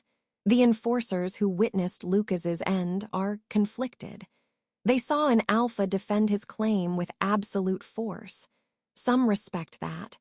Others only see the human who caused it. So what happens now?" The water was cool on her parched throat. "Now," he said, setting his glass down with a sharp click, "we prepare for the gathering. It is no longer a simple introduction. It is a tribunal. My leadership and your place here will be put to a vote of the full pack." A cold dread seeped into her bones. "A vote! You can be voted out. An alpha can be challenged. Traditionally, by combat. But a convened council of elders can call for a vote of contention if they believe the alpha is leading the pack to ruin. Mara will argue that my obsession with protecting you is doing exactly that." He stepped closer, the air crackling. "They will demand you be presented, and they will seek to break you, to make you flinch, or weep, or show any weakness that will justify their call to remove you, and by extension, undermine me. What do you need me to do?" Her voice was steadier than she felt, a flicker of approval in his eyes. "You must be immovable. You are not a frightened waitress from a city alley. For that night, you are the Luna of the Silver Fang Pack. You will stand beside me. You will meet every hostile gaze. You will show no fear. Your performance must be so convincing that it becomes truth, even to those who wish it were a lie. And if it isn't, if they vote against you, his smile was a sharp, dangerous thing. Then they choose chaos. I will not step down, Penelope. A vote of contention that goes against the ruling alpha has only one outcome: civil war. Pack against pack, brother against brother. Thornwood will run with more blood than it did last night. The weight of it was suffocating. The fate of an entire world rested on her ability to pretend she belonged in it. Why? The word burst from her. Why go to the brink of war for me? You said you watched me. You saw a resilient human. There are billions of resilient humans. Why make me your hill to die on? For a long moment, he was silent, his gaze roaming her face as if searching for an answer written there. The morning light caught the gold in his eyes. Because when I watched you, he said, his voice low and rough, I didn't see just resilience. I saw a fire banked by hardship but not extinguished. I saw a loyalty you gave freely to a frail old man who was kind to you. And when Jackson had you pinned in that alley, you didn't scream for mercy. You fought, with everything you had. He closed the last step between them. My world is built on strength, on the primal truth of power, but it has become stagnant, calculated. You are a storm I did not see coming. You are a living challenge to every tired tradition Mara clings to. You are change, and I have decided I want that change. His words were a seismic shift inside her. This wasn't just about protection or politics. This was about desire, a craving for something new, and he had decided she was the catalyst. He was risking everything on a feeling. You're insane, she breathed, but there was no heat in it. Perhaps, he conceded, his hand lifting to trace the line of her jaw. The touch burned. But it is the insanity you are bound to, permanently. A sharp knock at the door broke the spell. Alpha! It was Kale's voice, grim. The scouts have returned. You need to hear their report. Vincent's hand dropped. The moment shattered, replaced by the grim reality of the day. Today you prepare, he said, all business again. Sabrina will bring you appropriate attire. She will also instruct you on pack etiquette, the formalities of the gathering. Listen to her. He turned to leave, but Penelope's question stopped him. Vincent, what happened to Corbin? The one who first attacked me. He didn't look back. Justice was served. The finality in his tone left no room for further questions. The door closed, and she was alone again, his confession and his coldness warring within her. Sabrina arrived an hour later, her demeanor, if possible, more austere than usual. She carried a garment bag of rich, charcoal-gray velvet. Without a word, she laid it across the bed and unzipped it. The dress was stunningly simple and utterly severe. It was a long-sleeved, high-necked gown that would fall to the floor, the fabric a matte velvet that seemed to drink the light. It was the color of a storm cloud, of authority. There were no embellishments. This is the traditional color for a Luna at a formal gathering, Sabrina stated, her voice clipped. It signifies strength and neutrality. You will wear your hair up. No jewelry except what the Alpha provides. She placed a small, black velvet box beside the dress. Inside, on a bed of satin, lay a single pendant, a howling wolf carved from moonstone, suspended on a delicate silver chain. It was beautiful and fierce. The Alpha's sigil, Sabrina said. Wearing it marks you as under his direct protection and authority. To insult you while you wear it is a direct insult to him. Penelope reached out, her fingers hovering over the cool stone. Sabrina, what do you think will happen tonight? The woman's severe eyes met hers. For a second, Penelope saw something other than disdain, a flicker of professional assessment. I think the pack is a powder keg. Your every word, every gesture will be a spark. My opinion is irrelevant. My duty is to ensure you do not embarrass the Alpha through ignorance. She straightened. Now, the formalities. You will enter the long hall with the Alpha, 5 paces behind his left shoulder. You will stop when he stops. You will not speak unless he addresses you directly, or unless an elder poses a question to you. You will look ahead, not at your feet. You may feel the press of their dominance. Do not buckle. The instruction continued, a brutal crash course in werewolf court politics. Penelope listened, committing it to memory, building a mental armor of procedure around her terror. What happened next would change everything. The rehearsal was interrupted by a distant, haunting sound that rolled through the estate grounds. A long, mournful howl, echoed by another, and then another. A chorus of grief. Sabrina went still, her face hardening. "The dirge for the dead," she said quietly. "For Taran."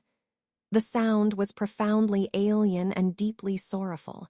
It spoke of ancient rituals, of a community bound by loss that she was intrinsically, fatally tied to. Penelope felt like an imposter listening to a private prayer. The howls faded, leaving a heavier silence in their wake. As dusk approached, Sabrina helped her into the dress. It fit as if it had been tailored for her, the heavy velvet both a weight and a shield. She fastened the moonstone wolf around Penelope's neck. The stone felt cold against her skin, a constant, palpable reminder of the claim on her. Sabrina arranged her hair into a sleek, elegant knot at the nape of her neck. The woman's hands were efficient, impersonal. When she was finished, she stepped back and gave a slow, begrudging nod. "You look appropriate." A different kind of knock sounded at the door, firm, authoritative. Vincent. Sabrina opened it and melted away with a bow. Vincent stood in the doorway, dressed in a black, tailored suit that made him look every inch the billionaire Alpha, a modern king in ancient trappings. His eyes swept over Penelope, and a blaze of pure, possessive heat flashed in their depths before it was banked behind a mask of cool control. "The moonstone suits you," he said, his voice a low thrum. "It's heavy," she replied, touching the pendant. "So is the crown it represents." He offered his arm. "It is time." She took it, her hand settling in the crook of his elbow. The connection was instant, a current of fierce energy that steadied her trembling. Together, they walked through the quiet manor. The usual ambient sounds were absent. The place felt like a held breath. As they approached the grand doors to the long hall, the murmur of a crowd seeped through. It was a low, agitated sound, like distant thunder. Vincent paused, his hand covering hers where it rested on his arm. "Remember," he murmured, his lips close to her ear, his breath warm. "You belong here because I say you do. That is the only law that matters tonight." He pushed the doors open. The long hall was packed. Every member of the Silverfang pack seemed to be there, standing in rows that flanked a central aisle leading to a raised dais. Hundreds of eyes turned on them, a wave of palpable hostility, curiosity, and raw power. The air vibrated with suppressed growls and the pressure of their collective dominance. It was a physical force, pushing against her chest, urging her to submit, to cower. Penelope's steps faltered for a heartbeat. Then Vincent's arm, solid as iron beneath her hand, pulled her forward. She lifted her chin, fixed her gaze on the empty chairs on the dais, and walked. She felt every stare like a physical touch, heard every hissed whisper. She saw Cale, his arms crossed, his expression unreadable. She saw Mara, seated in a place of honor at the front, her face a mask of icy disapproval. They reached the dais. Vincent led her up the steps and positioned her beside his own tall chair, a smaller, ornate seat to his left, the Luna's chair. He did not sit. He turned to face his pack, and his own dominance unfurled. a crushing, majestic wave that silenced the hall instantly. "The gathering is convened," Vincent's voice boomed, needing no amplification. "We mourn our fallen, we address the threats against us, and we settle the discord within." Elder Mara rose, her movement slow and deliberate. "Alpha," she began, her voice dripping with false deference. "We mourn Taran, a brave scout cut down because our attention was divided. We face threats because we have made ourselves a target by harboring a vulnerability." Her cold eyes sliced to Penelope. "The human is a liability, a spark for war. The Council of Elders requests, for the peace and future of the Silverfang Pack, that the bargain be voided. Let the human be handed to the rival pack as a gesture of reconciliation." A rumble of agreement moved through parts of the crowd. Vincent didn't even blink. "Request denied." Myra's lips thinned. "Then the elders call for a vote of contention on your leadership, Alpha Thorn. Your fixation endangers us all." The hall erupted. Shouts, snarls, the scraping of chairs. Vincent let the chaos build for a moment before raising a hand. Silence fell again, brittle and tense. "You have the right to call the vote," Vincent said, his tone conversational, deadly. "But know this. A vote against me is a vote for the dissolution of this pack. I will not relinquish my claim. On my pack or on what is mine." His hand came to rest, possessively, on Penelope's shoulder. The touch burned through the velvet. "So, let us vote, but first the accused has the right to speak." He looked down at Penelope, his gaze intense. "Luna, do you have anything to say to the pack?" It was her cue. Every eye was on her. The pressure was immense, a weight threatening to crush her lungs. She saw Lucas's blood in her mind, heard Taran's dirge. She felt the cool weight of the moonstone wolf against her skin. She took a single step forward, separating herself from Vincent's touch, and faced the sea of hostile faces. Her heart was a wild drum, but her voice, when it came, was clear and carried to the back of the hall. "I did not ask for this," she began, and a dismissive sneer crossed Mara's face. Penelope pressed on. "I did not ask to be attacked. I did not ask to be brought here. I did not ask for your war." She paused, letting her words hang. "But I am here, and I have seen the cost. Taran's life, the betrayal of your own. I may be a human. I may not understand your ways, but I understand a debt." She turned her head, meeting Vincent's gaze for a fleeting second before looking back at the pack. "My life was forfeit in an alley. The Alpha claimed it. That debt remains. I will stand here as your Luna for as long as he deems it necessary. Not because I am weak, but because I honor the bargain that saved me. And if my presence is the spark for your war," she said, her voice dropping, yet somehow piercing the silence, "then so be it. But do not mistake me for the flame. I am merely the stone. The Alpha is the steel, and it is he who decides what strikes."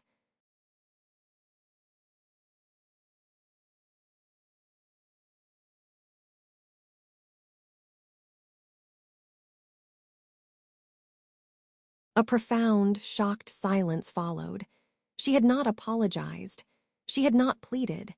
She had declared allegiance and thrown their own concept of debt and strength back at them. She had, in effect, called Vincent's will absolute. Vincent's expression was one of fierce, blazing pride. Mara looked apoplectic.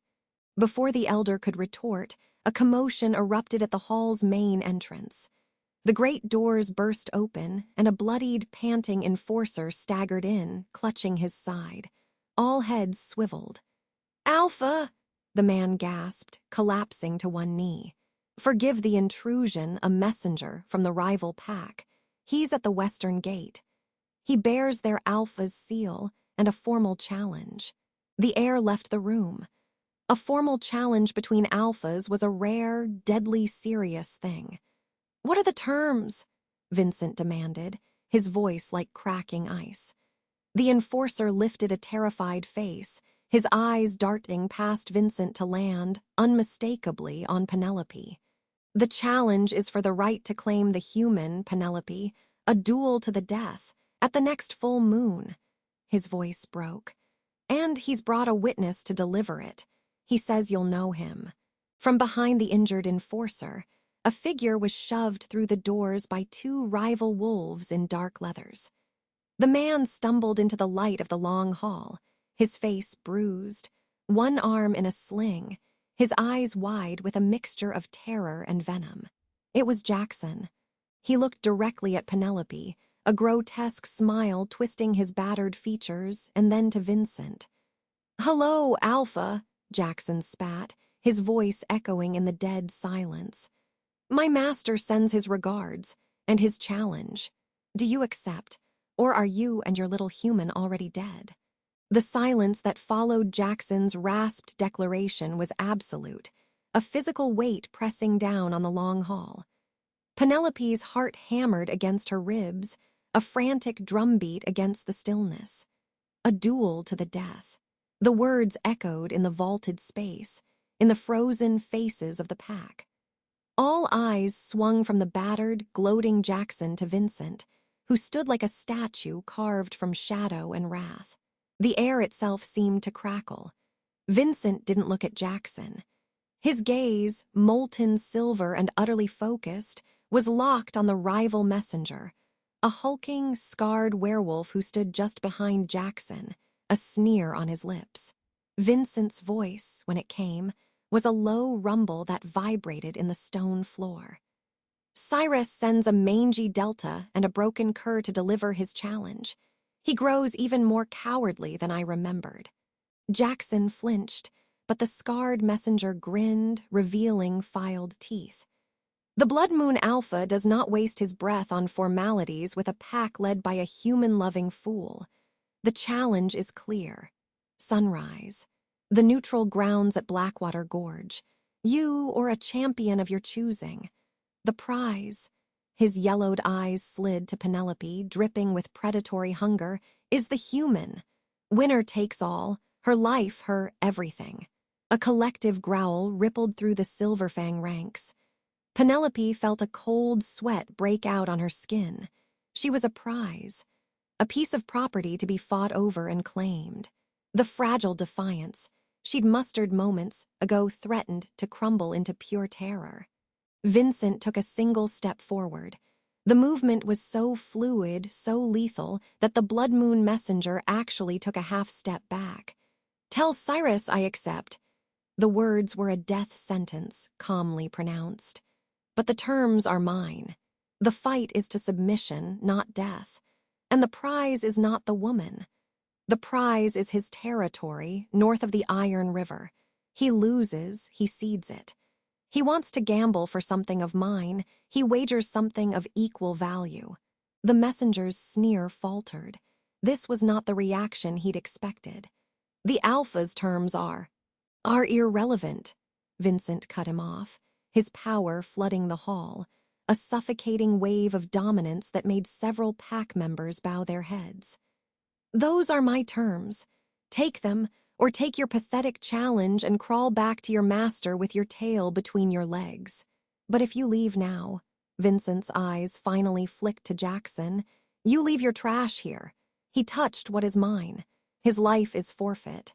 Jackson's bravado evaporated. "No, I'm under The scarred werewolf hesitated, calculating. Losing Jackson meant nothing. Gaining the Iron River territory, however, that was a prize his Alpha coveted. A slow, nasty smile spread across his face. "The terms are accepted. Sunrise. Blackwater Gorge to submission." He gave a mocking half-bow. "We'll keep the cur. A gift." He turned on his heel and strode out, leaving Jackson standing alone, pale and trembling in the center of the hall, surrounded by enemies. What happened next was a blur of violence and finality. Vincent didn't even move. He simply glanced at Cale, the head enforcer. "Clean it up." Cale and two other enforcers converged. Jackson had time for one choked scream before they dragged him, struggling, from the hall. The sound cut off abruptly somewhere in the stone corridors. Penelope flinched, the finality of it chilling her blood. One threat erased with terrifying efficiency, but a far greater one now loomed at sunrise. The gathering dissolved into a chaos of low, urgent voices. Vincent's hand found Penelope's elbow, his grip firm and grounding. "With me!" He didn't lead her back to his room or her suite. Instead, he took her through a side archway and down a narrow, spiraling stone staircase she hadn't seen before. The air grew cooler, damper. The sounds of the pack faded, replaced by the drip of water and the sigh of deep earth. They were going underground. "Where are we going?" Penelope asked, her voice small in the confined space. "Somewhere we won't be overheard." The staircase ended at a heavy iron door. Vincent pushed it open to reveal a vast, natural cavern, lit by bioluminescent fungi and a small geothermal spring that steamed in one corner. The air smelled of minerals and old magic. In the center was a worn stone table and chairs. "The pack's ancient council chamber," Vincent said, releasing her. He paced to the edge of the spring, his back to her, shoulders taut. Before the manor was built, the stone muffles sound, even werewolf ears. The reality of the situation crashed down on Penelope. "You're going to fight another alpha, for me." "For territory," he corrected, but it was a weak correction and they both knew it. He turned, his face stark in the eerie light. "Cyrus Bloodmoon is a brute, but he's not a fool. He's wanted the Iron River lands for a decade. This challenge was a pretext. He believes you are a weakness he can exploit, that the pack's descent will distract me, make me slow." "And will it?"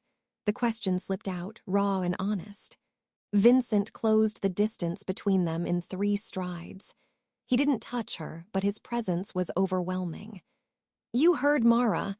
The vote of contention will be held upon my return, if I return. My pack is fractured. My authority is under formal challenge, and now I must face a rival in single combat." A muscle ticked in his jaw. "You ask if it will distract me. You are all I can think about." The admission hung in the damp air, more intimate than a touch. Penelope's breath caught. "Then why accept?" she whispered. "If it's a trap." "Because refusing is death. Not just for you. For the Silver Fang, it would be seen as ultimate weakness. Every rival, every internal enemy would swarm. This fight, it's a pivot point. I win, I secure the territory, silence Cyrus, and gain the momentum to crush Mara's rebellion. I lose." He didn't finish. He didn't need to. The consequence of his loss was her, given to Cyrus Bloodmoon. The thought made her stomach heave. "Can you win?" Vincent's silver eyes glinted. "I have never lost a fight." He said it as a simple fact. "But Cyrus fights dirty. He uses poisons on his claws. He has no concept of honor. It will not be a clean match." He began to lay out a plan, his voice shifting into the cadence of a commander. Elias and a select group of loyalists would remain at Thornwood with her, sealed in the manor's most secure wing. Cale and the bulk of the enforcers would accompany Vincent to Blackwater Gorge as witnesses. Sabrina would be her personal guard. "You will not leave the secured wing until I return," Vincent finished, his tone brooking no argument. "Not for any reason. Do you understand?" Penelope nodded, but a rebellion was stirring in her chest. To be hidden away again, a passive prize waiting for the outcome. She was tired of it. The memory of her speech in the hall, of the pack's stunned silence, flashed in her mind. She had stood her ground then. "And if you don't return?" she asked, her voice stronger. Vincent went very still. "Elias has orders in that event. You would be taken to a safe location, far from here. You would be provided for." "I don't want to be provided for." The words burst from her, echoing off the cavern walls. "I didn't ask for any of this, but I'm in it now. You made me your temporary Luna. You said I was a catalyst." A catalyst doesn't hide in a locked room while everything burns. He stared at her, a flicker of something like pride in his fierce gaze. What would you have me do, Penelope? Take you to the duel? Use you as a shield? No, but don't just stash me away. Let me do something. Let me help. A low, humorless sound escaped him. You are helping. By staying alive, you are fulfilling your part of our bargain.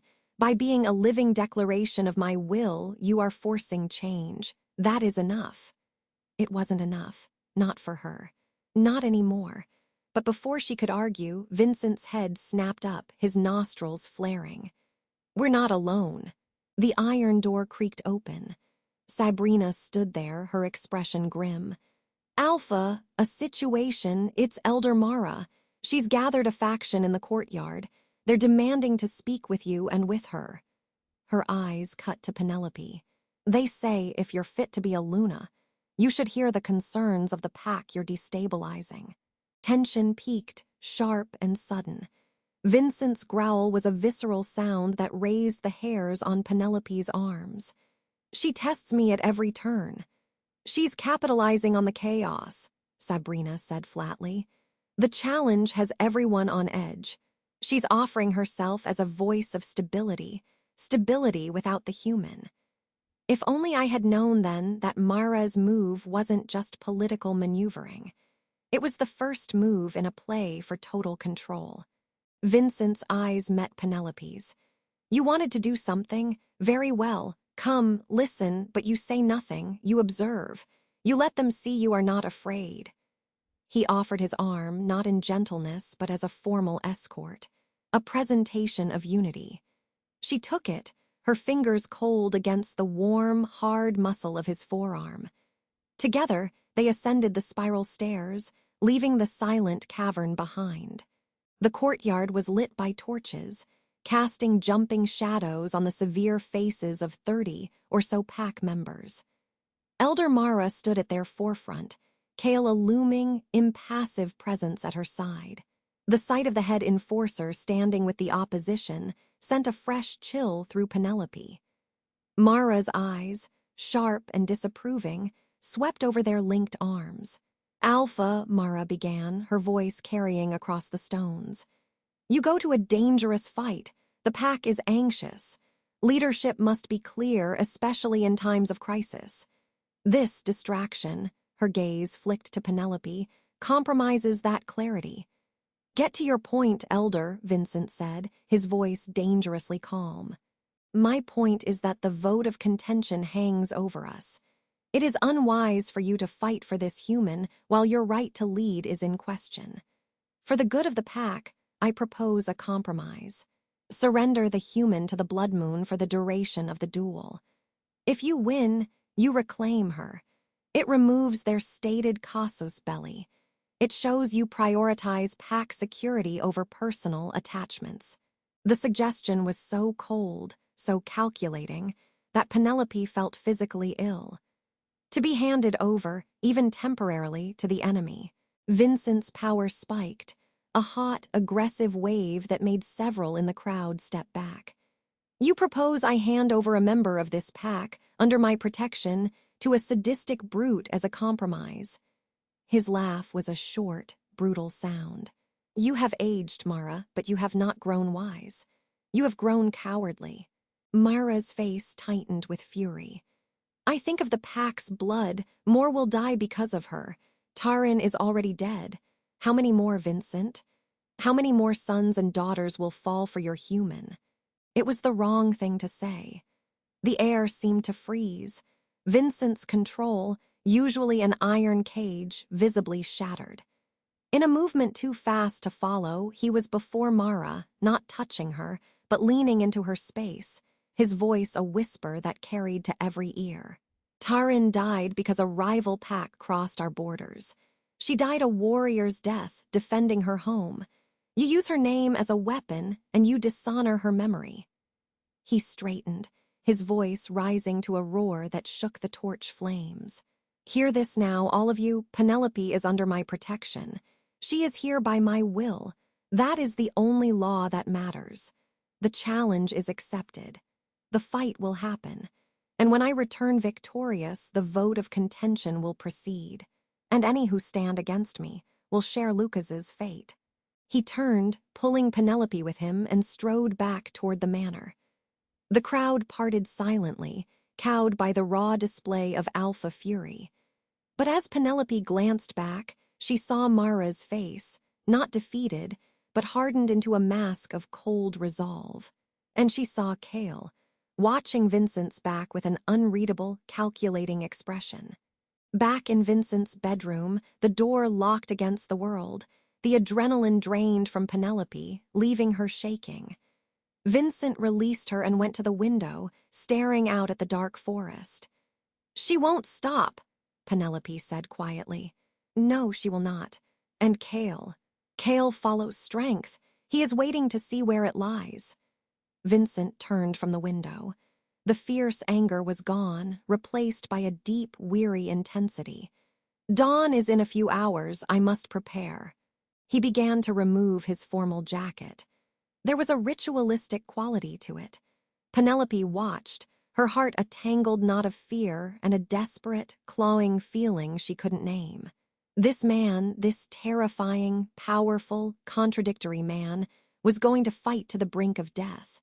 For territory, yes, but also in some irrevocable way for her. As he unbuckled a leather vambrace, she found herself speaking. "You told me once this was a bargain.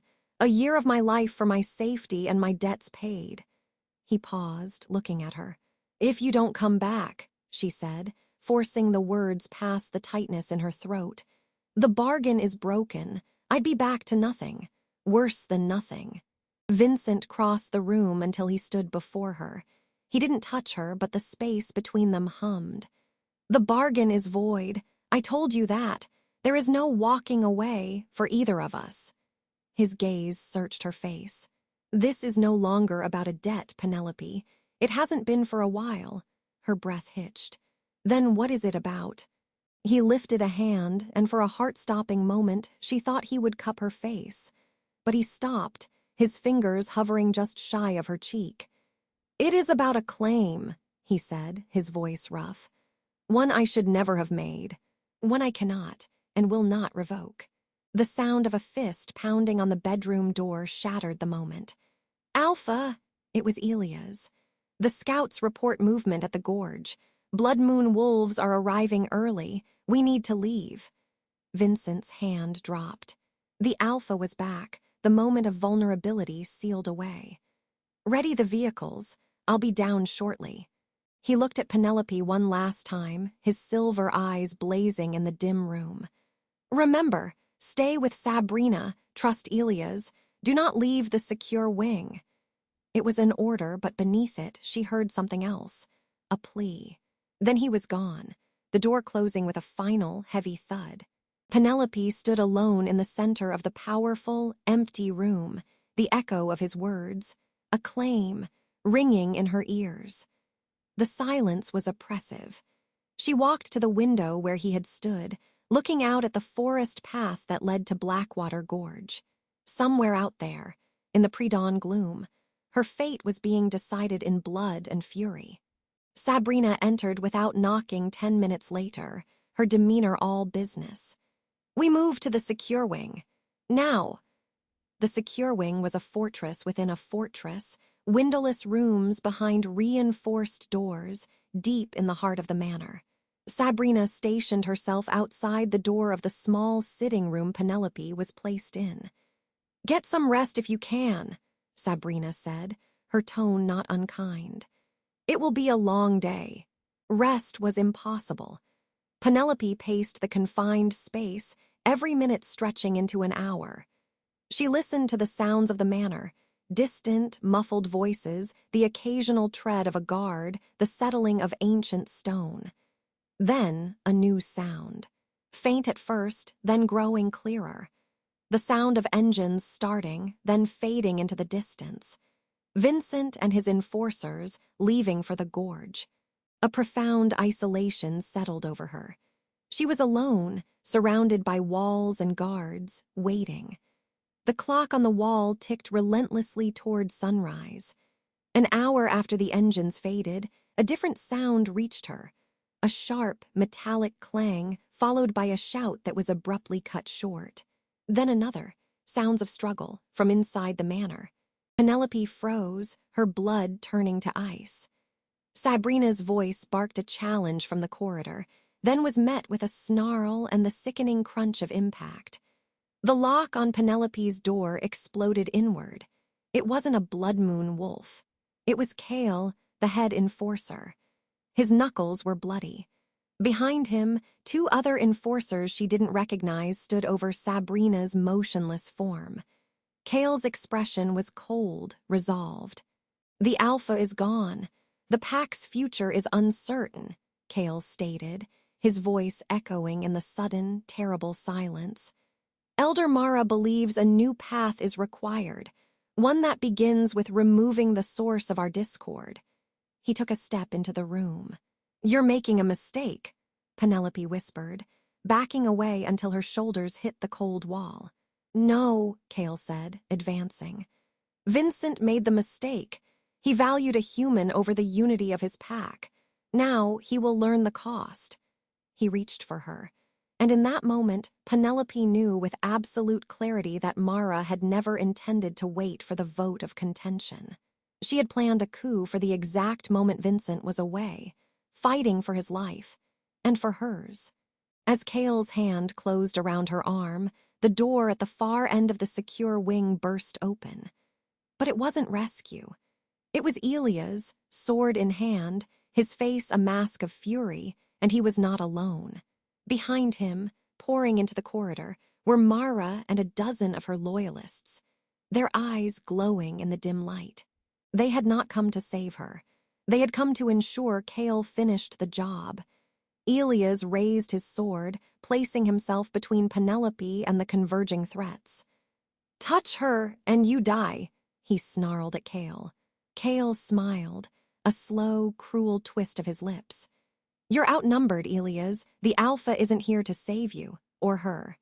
Trapped between the betrayer and the usurpers, with Sabrina down and Vincent miles away at a duel, Penelope understood this was the true battle for Thornwood. And it was happening without its Alpha. From outside, carried on the wind that whistled through the breached doorway, came a sound that stopped everyone in their tracks. A long, triumphant, and agonized howl of victory, echoing from the direction of Blackwater Gorge. Vincent had won his duel, but if only I had known that the howl was not a signal of salvation. It was the starting bell for the war within his own walls. And as Cale's grip tightened and Mara's faction closed in, the real fight for Penelope's life, and for the soul of the Silver Fang pack, was just beginning. The victorious howl from Blackwater Gorge still echoed in the stones of the manor, a distant promise of salvation. But here, in the secure wings corridor, it was a cruel taunt. If only I had known that sound would be the starting gun for the end.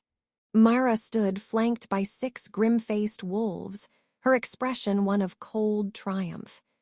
Elias, bleeding from a gash on his temple, had shoved Penelope behind him, his back against the wall. There was no escape. "Stand down, Elias," Mara commanded, her voice like grinding ice. "Your Alpha is not here. His word ends at the property line. The pack's survival is now in the hands of its elders." "You are a traitor," Elias spat, his body coiled. "He won, do you hear that? He defeated Cyrus, and you choose this moment to betray him." "I choose this moment to save us," Mara shot back. "That human is a plague. She has brought death to our door and division to our hearts. Removing her is the first step to healing. Cale, secure her." Cale, his eyes gleaming with malice, stepped forward. The scent of blood and aggression was suffocating. Penelope's heart hammered against her ribs, a frantic bird in a cage of bone. This was it. The internal war Vincent had feared, sparked to life the second he was away. "Think, you are not just a waitress anymore. You are a declaration. Act like one." "On what authority?" Penelope's voice cut through the tension, sharper than she felt. All eyes snapped to her. She stepped from behind Elias, ignoring his warning growl. Vincent is your alpha. He set my protection as law. You defy your alpha's law. That makes you nothing but mutineers. Myra's lip curled. You dare quote our laws to me, child? You who have no blood right, no bond, no place here. His law is folly. It endangers the pack. The elders have the right to intervene when an alpha's madness threatens our survival. A vote of contention has been called. Until it is resolved, his decrees are suspended. She's twisting the old codes, Elias snarled. A vote is not a coup. You don't get to execute his protected while the challenge is pending. This is not an execution, Myra said smoothly, her gaze locking on Penelope. It is a transfer, a peace offering to the Blood Moon Pact to end the war before it consumes us all. Cyrus lost the duel, but his pack remains. They will accept her in lieu of territory and call the blood feud settled. A clean solution. Horror washed over Penelope, cold and slick. A bargaining chip. A peace offering to be torn apart. This had been Mara's plan all along. Kale lunged. What happened next was a blur of sound and motion. Elias met Kale's charge, the two enforcers colliding with a crash of muscle and bone that shook the floor. Mara's loyalists surged forward. Penelope stumbled back, but there was nowhere to go. A hand clamped on her arm, fingers biting deep. Enough! The roar was not Vincent's. It was older, drier, but crackling with undeniable authority. It came from the end of the corridor. Everyone froze. An elderly werewolf, leaning on a carved wooden staff, stood flanked by two others, a severe-looking female and a broad-shouldered male with eyes the color of flint. They were elders, but not part of Mara's faction. Their presence was like a bucket of cold water thrown on the violence. Mara, the old wolf, Thuron, intoned. You convene a vote of contention, then immediately attempt to dispose of the very subject of the contention before the vote can be held. That is not law. That is treachery. Mara's composure flickered. Thuron, this is an internal security matter. The human is a threat. The human is under the Alpha's protection, a point you sought to contest. The severe female, Lyra, interrupted. By pack law, until the vote is concluded at the full moon gathering, the Alpha's standing decrees remain in force. You are in violation. And you, Thuron said, turning his piercing gaze to Kale, who still had Penelope's arm in a vice grip. Release her, now. The command held the weight of generations. Kale's eyes darted to Mara, seeking instruction. For a terrifying second, Penelope thought he would refuse. Then, with a snarl, he shoved her away. She stumbled into Elias, who steadied her, his body still vibrating with combat readiness. The Alpha has returned victorious, Lyra stated, her voice carrying. He will be here within minutes. Do you wish him to find you assaulting his claimed guest and battling his head of security? How do you think that will sway the undecided in the pack when they hear of it? Myra's face was a mask of fury, but she saw the tactical defeat. Thuron and Lyra represented a powerful bloc of traditionalists who valued law above all. Their intervention had just legitimized Penelope's protection until the vote. This is not over, Myra hissed, the words meant for Penelope alone. The vote will go against him, and then you will have no one. She turned on her heel. Withdraw to the long hall. We await our Alpha's triumphant return. Her loyalists followed, Kale casting a last, venomous look at Elias and Penelope. The corridor emptied, leaving the metallic scent of blood and the heavy silence of reprieve. Thuron approached. His aged eyes studied Penelope, not with warmth, but with a deep, assessing curiosity. You are the catalyst. I didn't ask to be, Penelope whispered, her voice raw. No one ever does, he replied. Come, you will wait in the long hall with the rest of the pack. It is time you saw the true cost of the storm you stand in. The long hall was a sea of tense bodies and louder silence. The pack had assembled, summoned by the echoing howl and the spreading news of the duel's outcome and the coup's attempt. The air was thick with competing scents: anxiety, anger, confusion, and a simmering, wary hope. Penelope stood near the dais with Elias and the three intervening elders, a conspicuous island in the crowd. Hostile stares bored into her from Mara's faction, but she also saw other looks: curiosity, assessment, even a few hesitant nods from enforcers who had witnessed Vincent's fury over Lucas. The pack was fractured, a cracked mirror reflecting a dozen different truths. A ripple went through the crowd near the great doors. They swung open. Vincent Thorne walked in. He was not unscathed. A deep, angry claw mark raked from his shoulder across his chest, visible through his torn shirt. Blood smeared his jaw, and he moved with the deliberate, powerful gait of a predator who had just finished a kill. But his eyes were pure, untamed victory. They swept the hall, missing nothing: the clustered elders, Mara's defiant stance, Cale's sullen glare, Elia's bloodied face, and finally, Penelope, whole and unharmed. The relief in his gaze when he saw her was a physical thing, a warmth that cut through the hall's chill for her alone. Then it was gone, replaced by the mask of the Alpha. He strode to the dais, the pack parting before him. He did not sit on his throne. "Cyrus Bloodmoon is defeated," Vincent announced, his voice filling the space without effort. He yielded at the edge of the gorge. The territory north of the Iron River remains ours. His pack is broken and retreating. A cheer went up from a portion of the pack, but it was patchy, hesitant. Vincent's gaze landed on Mara. "I returned to find my second enforcer attempting to overthrow my head of security and abduct the person under my direct protection." "Explain." Mara stepped forward, her chin high. "I acted to preserve the pack. Your fixation on the human has caused the death of Taran, the rebellion of Corbin and Lucas, and now a war with the Bloodmoon. We have scouts reporting that other packs are watching, seeing our division. They smell weakness. Surrendering her was a logical solution to secure our borders. She is not a commodity to be surrendered," Vincent said, each word a chip of ice. "She is under my protection. That is my law. And your law is being challenged." Mara's voice rose, appealing to the crowd. "By the ancient right, I have called a vote of contention. The pack will decide if your leadership, and the danger you embrace, is what is best for the Silverfang future. The vote will be held at the full moon gathering 3 nights hence." A murmur, louder now, filled the hall. This was it, the formal schism. Vincent was silent for a long moment. Then he nodded, a sharp, accepting gesture. "So be it. The vote will happen. Until then, my law stands." He turned his head, his command ringing out. "Cale!"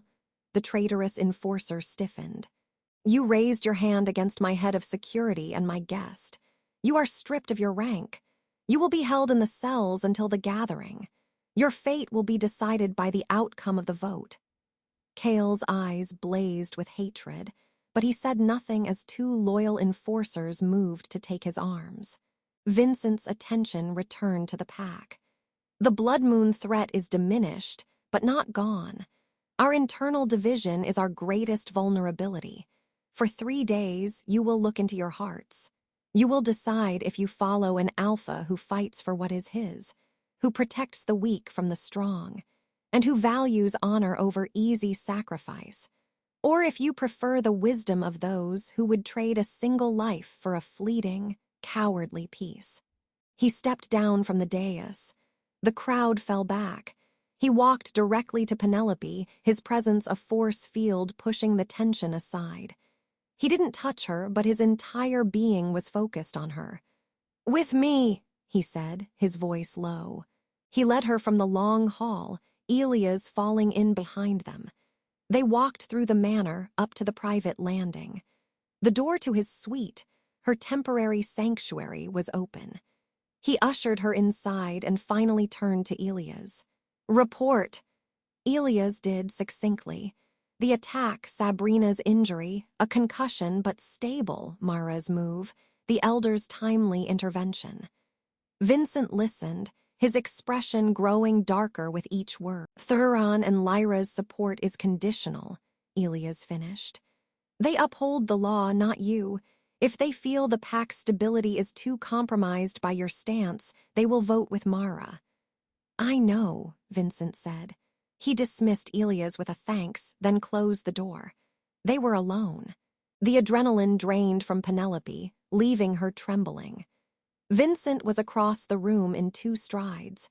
His hands came up, not to embrace her, but to frame her face, his thumbs brushing her cheeks as he searched her eyes. "Did they hurt you?" "Number Elias stopped them. You were right not to trust everyone." A low growl rumbled in his chest. "I should have killed Kale in that hallway." "Then you'd be the tyrant they accuse you of being," she said softly. The words surprised her. Since when did she care about his political image? He blinked, his intense scrutiny softening a fraction. "You're defending my methods now. I'm understanding the game." She took a shaky breath. "The vote, what happens if you lose?" His hands dropped from her face. He turned, walking to the window that overlooked the darkening forest. "If the vote goes against me, the challenge to my leadership is validated. I would be expected to step down. A new alpha would be chosen from the challengers, likely a puppet of Mara's. And you..." He looked back at her, his eyes shadowed. "Your protection would be null and void. The first act of the new regime would be to hand you over to the Blood Moon remnants, or simply execute you as the source of the trouble." Ice filled her veins. "So it's not just your title, it's my life." "It has always been your life," he said, his voice rough. "The bargain was a pretense, a thread I used to pull you into my world. I told you in the cavern there is no walking away. Not for me. If I fall, you fall. If I win..." He paused. "If I win, you stay. Not as a temporary Luna, not as a bargain, you stay as mine." The claim was absolute. It should have terrified her. Instead, a strange, defiant calm settled over her. She had been running, surviving, reacting since the alley. No more.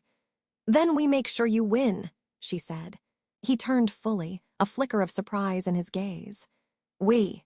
You said I'm a catalyst, a living declaration, so let me declare something." She walked toward him, stopping an arm's length away. "For 3 days I won't hide in this room. I will be seen. I will walk among the pack. Not as a victim, not as a prize. As the woman the Alpha has chosen to stand beside. Let them see that your weakness has a spine." Vincent stared at her, a slow, fierce pride igniting in his eyes. It was more potent than any touch. "They will be vicious. The insults, the threats, it will not be like the formal gathering. It will be raw." "I've dealt with raw my whole life," Penelope said, thinking of greasy diners and eviction notices and Jackson's hands in the dark. "This is just a different kitchen." A genuine, sharp laugh escaped him, a rare and thrilling sound. "You continue to astonish me." He closed the distance between them, his scent of pine, night air, and blood enveloping her. "It is a risk. Mara's followers might try something. Elias will be with me, and you'll be nearby. You said I have to own this role, so let me own it." He was silent, warring with his protective instincts. Finally, he gave a single, curt nod. "All right, we do it your way. But tonight," he gestured to his sparse bedroom, "you rest here. The connecting door is gone, but this room is the most secure place in the territory. Nothing gets past me." Exhaustion was pulling at her, a heavy tide. She nodded, moving toward the bedroom. At the doorway, she stopped. "Vincent, yes, thank you for winning your duel." His gaze burned into her. "I will win every duel they force upon me, Penelope, until my last breath." The next 2 days were a masterclass in psychological warfare. Penelope, with Elias a silent, watchful shadow, walked the grounds of Thornwood. She visited the kitchens in the morning, ignoring the frozen stares of the staff, and asked for tea. She walked along the courtyard, meeting the hostile glares of Mara's supporters with a calm, unblinking gaze.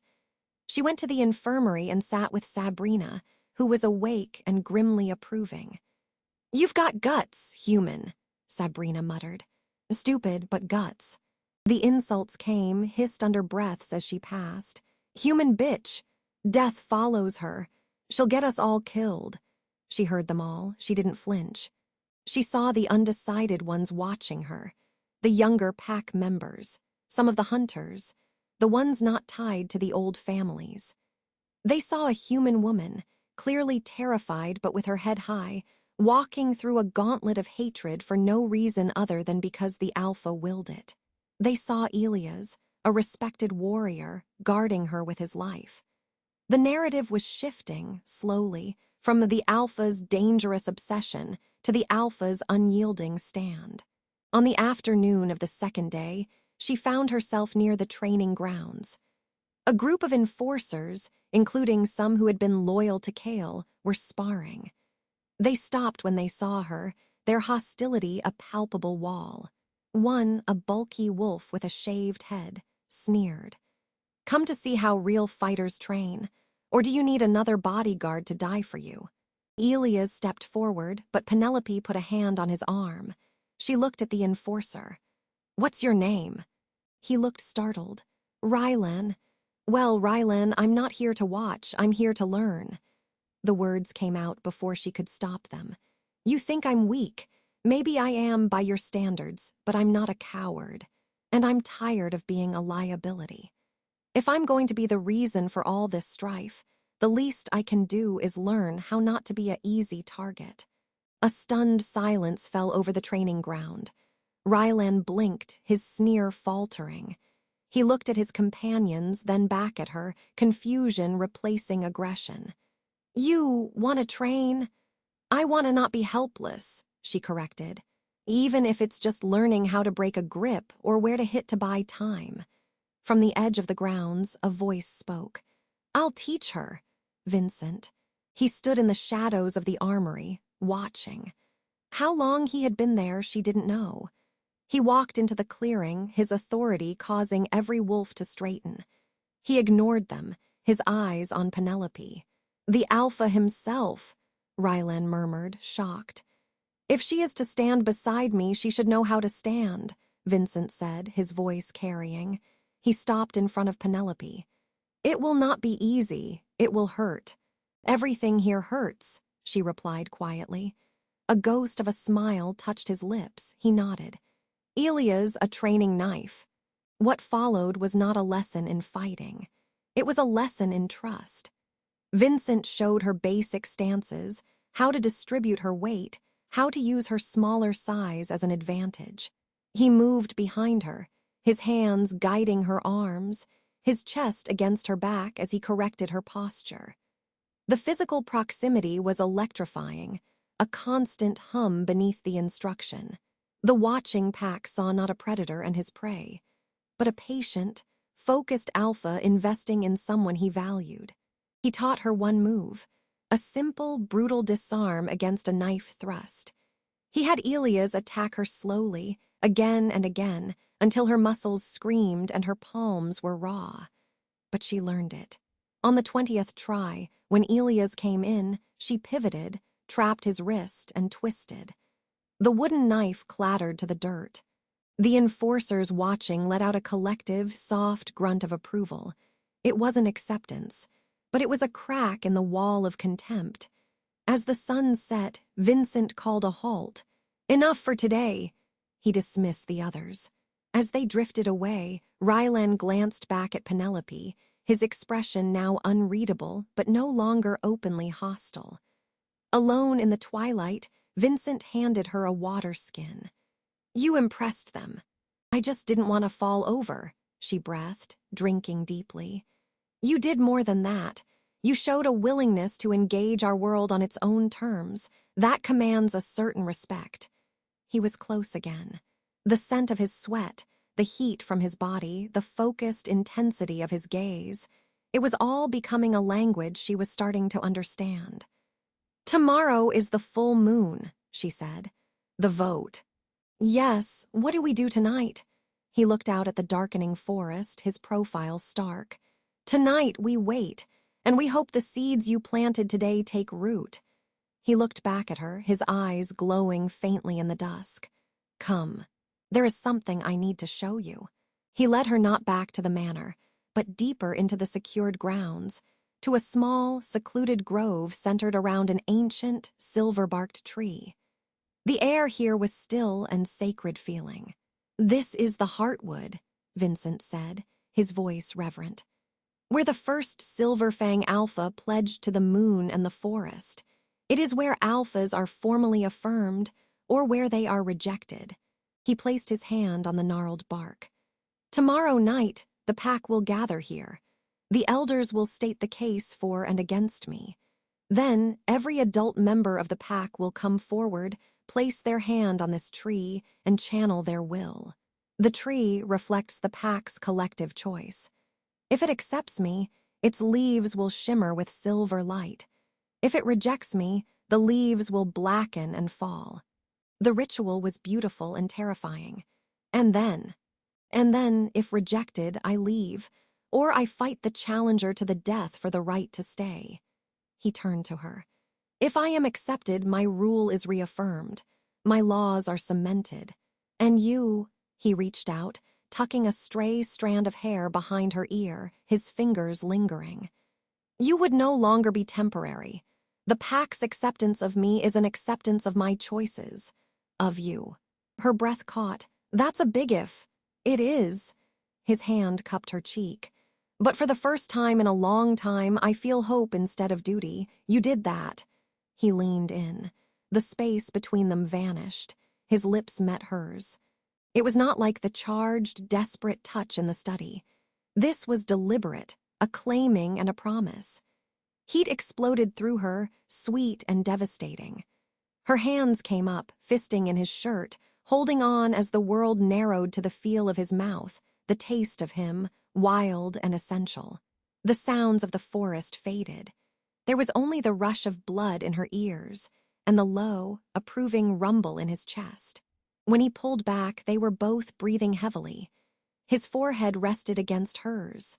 "No matter what happens tomorrow," he whispered, his voice ragged with emotion, "know this is real. This is not a bargain." Before she could answer, a frantic howl pierced the night, a scout's alarm, sharp with panic. Vincent jerked away from her, his head snapping toward the sound. Another howl answered, then another, converging from the western tree line. Elias crashed into the grove, his face ashen. "Alpha, the perimeter, it's not the blood moon." "Who?" Vincent's voice was a blade. "Scouts from the Frostville pack and the Ironwood clan. They're not attacking, they're assembling. Just beyond the boundary stones." Elia's eyes were wide with disbelief. "Mara, she didn't just call a vote. She sent out invitations." The implication slammed into Penelope. Mara hadn't just planned a coup. She'd planned an audience. Vincent's expression turned to stone, colder and harder than she had ever seen it. "She invited rival packs to witness our vote of contention." Elias gave a grim nod. "They're here to see if the Silver Fang pack falls. And if it does, they're here to pick the territory clean the second the tree's leaves hit the ground." Vincent looked at Penelope, the warmth from their kiss utterly gone, replaced by a glacial fury. "It seems tomorrow night isn't just a vote for leadership." His words dropped like stones into the silent grove. "It's a vote for our survival as a pack, and our enemies have front row seats." The full moon rose, a cold, judgmental eye over the Heartwood Grove. What happened next would change everything. The air itself felt charged, thick with the scent of pine, damp earth, and the raw, nervous energy of over 200 werewolves. Penelope stood at the edge of the sacred clearing, her heart a frantic drum against her ribs. The ancient silver-barked tree at the center seemed to pulse with a faint, ethereal light. Crunch, crunch, crunch. The sound of hundreds of feet shifting on fallen leaves was a relentless whisper. She could feel their stares, the Silverfang pack arrayed before the Heartwood, a sea of hostile and uncertain faces. And beyond them, separated by a deliberate gap, stood the observers. The Frostville pack, lean and hungry-looking in gray and blue. The Ironwood clan, broader, their expressions carved from the same stern wood as their name. Vultures, just as Vincent had said, waiting for a corpse. Vincent's hand found the small of her back, a point of searing heat through the simple, dark dress she wore. "Stay close to me. Do not speak unless directly addressed by an elder. The ritual comes first." The ritual, her voice was a thread. The Alpha's affirmation. "Before the vote, I must stand before the Heartwood and the pack and reaffirm my right to lead." His gaze was locked ahead, on the 3 senior elders, Thuron, Lyra, and a third she didn't know, who stood before the great tree. Mara stood just behind them, her expression one of venomous triumph. "It is a formality, usually." Thuron stepped forward, his voice amplified by the grove's natural acoustics. "The pack is gathered. The moon is at its zenith. Let the Alpha approach." The sea of bodies parted. Vincent's hand left her back, and he walked forward alone, every step echoing finality. Penelope felt the loss of his touch like a withdrawal of oxygen. Elias materialized at her shoulder, a silent, grim sentinel. Vincent stopped before the elders. The moonlight silvered his hair, cast the hard planes of his face into stark relief. "Vincent Thorne," Thuron intoned. "Alpha of the Silverfang pack. Do you, before the ancestral Heartwood and under the witness of the full moon, affirm your strength, your will, and your right to lead this pack?" "I do." Vincent's voice didn't rise, yet it filled the grove, undeniable. "Do you affirm that your actions are for the protection and prosperity of the whole pack, above any personal interest?" "I do." Lyra spoke next, her eyes sharp. "Do you affirm that you will abide by the outcome of the vote of contention, called under rightful law, and should the vote fall against you, you will relinquish your title and your territory peacefully?" A ripple went through the crowd. This was the knife's edge. Vincent's jaw tightened. "I affirm that I will abide by the lawful outcome of the vote." Thuron gave a slow nod. "Then let the Alpha's claim be witnessed by the Heartwood." Vincent turned to face the great silver tree. He placed his palm flat against its bark, his head bowed. A low hum seemed to emanate from the tree, vibrating up through the ground into Penelope's feet. The pack held its breath. For a long moment, nothing happened. Then a soft, silver glow began where Vincent's hand met the tree, spreading in delicate filaments through the bark. A collective, odd exhale came from the Silverfangs. Even the observing packs leaned forward. The Heartwood was accepting his touch. Affirming him, Mara's face twisted. She stepped forward, interrupting the sacred silence. "The tree feels his power, but it cannot judge his folly. The ritual is complete. Now we vote." Vincent removed his hand, the light fading. He turned, and his eyes found Penelope's. In them she saw not fear, but a fierce, blazing certainty. "Trust me," that look said. "We vote," Thuron agreed, his voice heavy. "The question is thus. Does the Silverfang pack uphold Vincent Thorne as Alpha, despite his introduction of a human, Penelope, as a protected ward and temporary Luna under his personal claim?" He paused. "Or does the pack rescind its support, ending his reign? All full-blooded, adult members may cast a stone. White for affirmation, black for contention." 2 large, shallow basins were brought forth, one filled with smooth white river stones, the other with jagged black obsidian. They were placed at the head of the clearing. The line began to form. Penelope's nails dug into her palms. This was it. a slow, agonizing procession. She watched as a young she-wolf she'd seen in the kitchens took a white stone, her hand trembling. An older enforcer, one who had glared at her during training, snatched a black one with a defiant look toward Vincent. The basins filled, a clattering, terrible music. She tried to count, but it was impossible. The lines snaked on. Sabrina walked forward, her spine rigid. Without hesitation, she picked a white stone and dropped it into the growing pile with a sharp clack. Elia's went next. White. Then came Rylan, the enforcer whose contempt had shifted. He hesitated, his eyes flicking to Penelope. He reached for the white basin, picked up a stone, then paused. His fingers hovered over the black. Penelope's heart stopped. With a grimace, he finally dropped the white stone and walked away, not meeting anyone's eyes. The tension was a live wire. If only I had known how close it would be. Mara voted last, taking a black stone with a ceremonial slowness. The basins were full. Thuron and Lyra moved to count, separating the stones into piles with silent efficiency. The grove was utterly silent, save for the click-clack of obsidian and river rock. Minutes stretched into an eternity. Finally, Thuron stood. He faced the pack, his expression unreadable. "The vote is counted." His voice cracked through the silence. "By a margin of—" He closed his eyes for a brief second. "3 votes. The pack upholds Vincent Thorne as alpha." A roar erupted, part cheer, part furious snarl. Vincent's shoulders, which had been held with tensile strength, dropped a fraction of an inch. Penelope gasped, a sob of relief catching in her throat. "Silence!" Mara's shriek cut through the din. She pointed a claw-tipped finger at the observing packs. "You see, the pack is divided, weak. The Thorne line is unfit. The law may be satisfied, but nature is not. This human is a cancer." Vincent moved, a blur of lethal intent. "Mara, you are stripped of your elder status.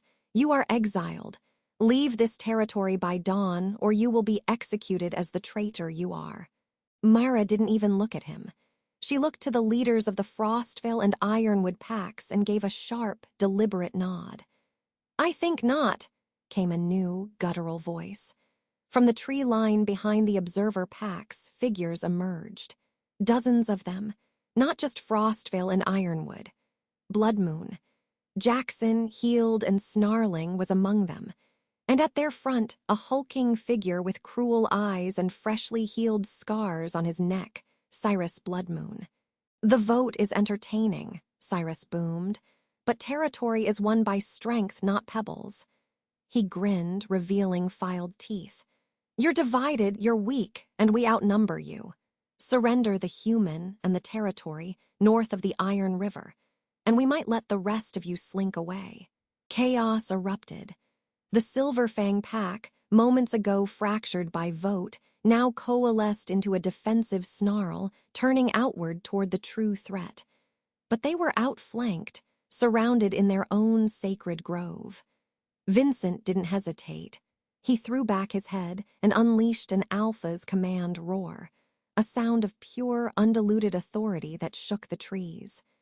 "SILVRF," the pack surged around him, forming a bristling perimeter. But the numbers were against them. Cyrus laughed. "Brave, but stupid." Penelope stood frozen, Elia's in front of her. This was her fault, all of it.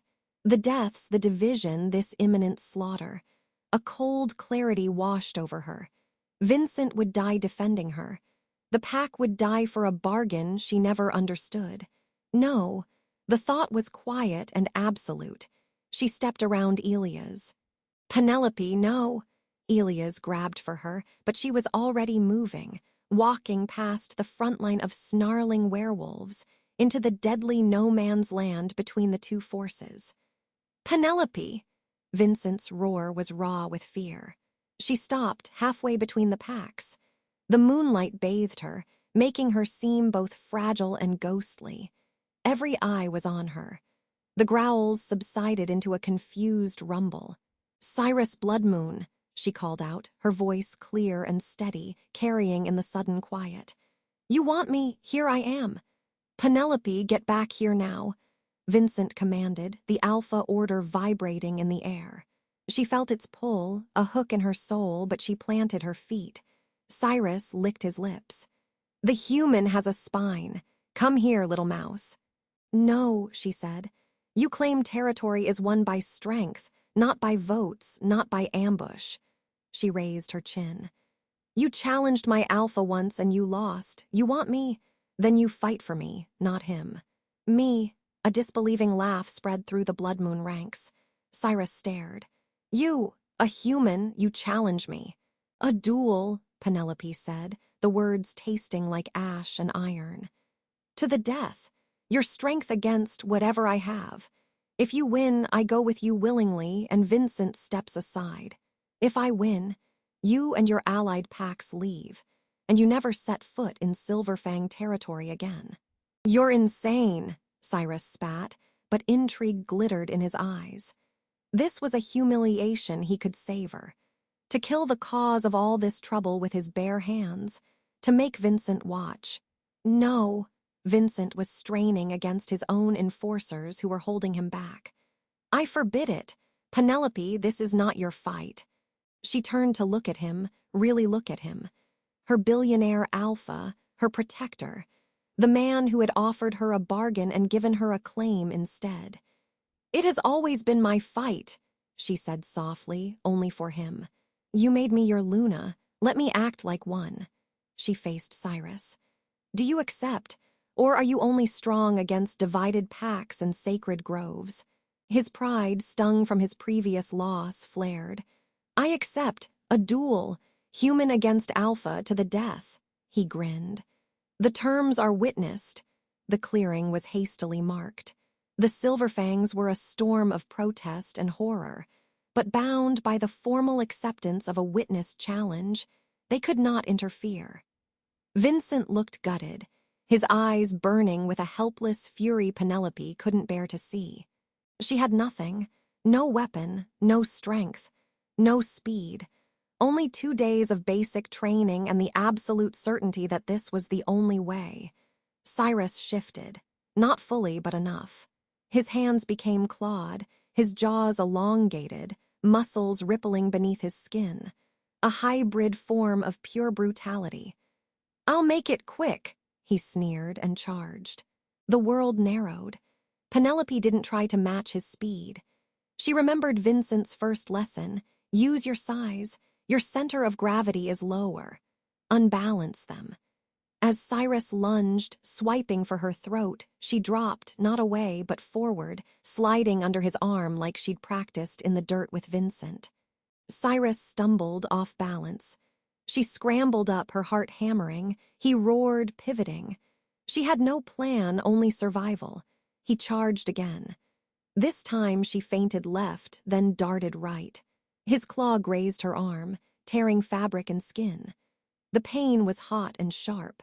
He was playing with her, toying. Each dodge was narrower, each graze drew blood. She was tiring, her human body pushed to its limit. A backhanded blow caught her shoulder, sending her spinning to the ground. The impact knocked the air from her lungs. Cyrus loomed over her, drool dripping from his maw. "Pathetic!" He raised his claw for the final strike. This was it. She saw Vincent fighting against his pack, a roar of anguish tearing from his throat. She saw the triumphant gleam in Mara's eyes. She saw the cold stars above. And in her pocket, her fingers closed around the only thing she'd brought from her old life. The small, metal pepper spray canister she'd carried since the alley. The one she'd never had a chance to use on Jackson. As Cyrus's claw descended, she rolled onto her back, brought her hand up and pressed the nozzle. A direct spray into his eyes and open mouth. Cyrus screamed, a high, agonized sound utterly alien from a werewolf. He reeled back, clawing at his face, blinded, choking. The potent, concentrated capsaicin was a weapon his supernatural healing couldn't instantly counter. Penelope didn't hesitate. She surged to her feet, pain forgotten. Vincent's voice in her head, the throat, the eyes, the knees, they are vulnerable in any form. She couldn't break his neck, but she could maim. As he staggered, she lunged, not away, but at him. She kicked with all her strength, not at his body, but at the side of his knee. A sickening pop echoed. He collapsed with another shriek, his leg buckling. He was down, blinded, crippled, writhing. The duel wasn't to submission. It was to the death. She stood over him, shaking. She looked for a weapon, a stone, anything. Vincent's voice cut through her panic, not a shout, but a fierce, clear order. "Finish IT, Luna." Luna. The title was a catalyst. She wasn't Penelope the waitress anymore. She was the Luna of the Silver Fang pack, and her pack was watching. She saw the jagged, black obsidian voting stone that had rolled near her foot during the chaos. A stone of contention. She bent, picked it up. It was heavy, sharp. Cyrus was whimpering, trying to clear his vision. Penelope stood over him. "For Taran," she whispered. "And for me." She brought the stone down with both hands, with all the strength of her resilience, her fear, and her newfound will, onto his exposed throat. The crunch was terrible. Final. Silence. Absolute, profound silence. She stood, breathing raggedly, bloodied, the obsidian stone falling from her numb fingers. She had just killed an alpha werewolf. Then a sound began. A low, respectful growl that built from the Silver Fang ranks. It wasn't a cheer. It was an acknowledgement of strength, of ruthlessness, of a claim earned in the oldest way possible. Vincent broke free and was at her side in an instant. His hands framed her face, his eyes searching hers, wild with fear, pride, and a terrifying love. "You foolish, incredible, miraculous woman," he breathed, his forehead touching hers. Behind him, the allied rival packs were melting away into the forest, their purpose broken. Without Cyrus, and faced with a unified Silver Fang pack and a Luna who had just won a death duel, their alliance crumbled. Mara stood alone, her face ashen. Two enforcers moved toward her at a nod from Thuron. Vincent turned, pulling Penelope against his side, facing his pack. "The challenge is met, the threat is ended, the vote is upheld." His voice thundered, leaving no room for dissent. "This woman, Penelope, is your Luna. Not by my bargain, but by her blood, her will, and my eternal claim. Does anyone contest it?" No one spoke. No one moved. Then, one by one, the pack members bowed their heads, not just in obedience to him, but in respect to her. The full moon shone down on the Heartwood Grove, on the victorious pack, and on the Alpha and his Luna, standing together, drenched in moonlight and blood, their bargain forever forgotten, replaced by something unbreakable. In the quiet that followed, with the scent of pine and victory in the air, Penelope knew she was finally home.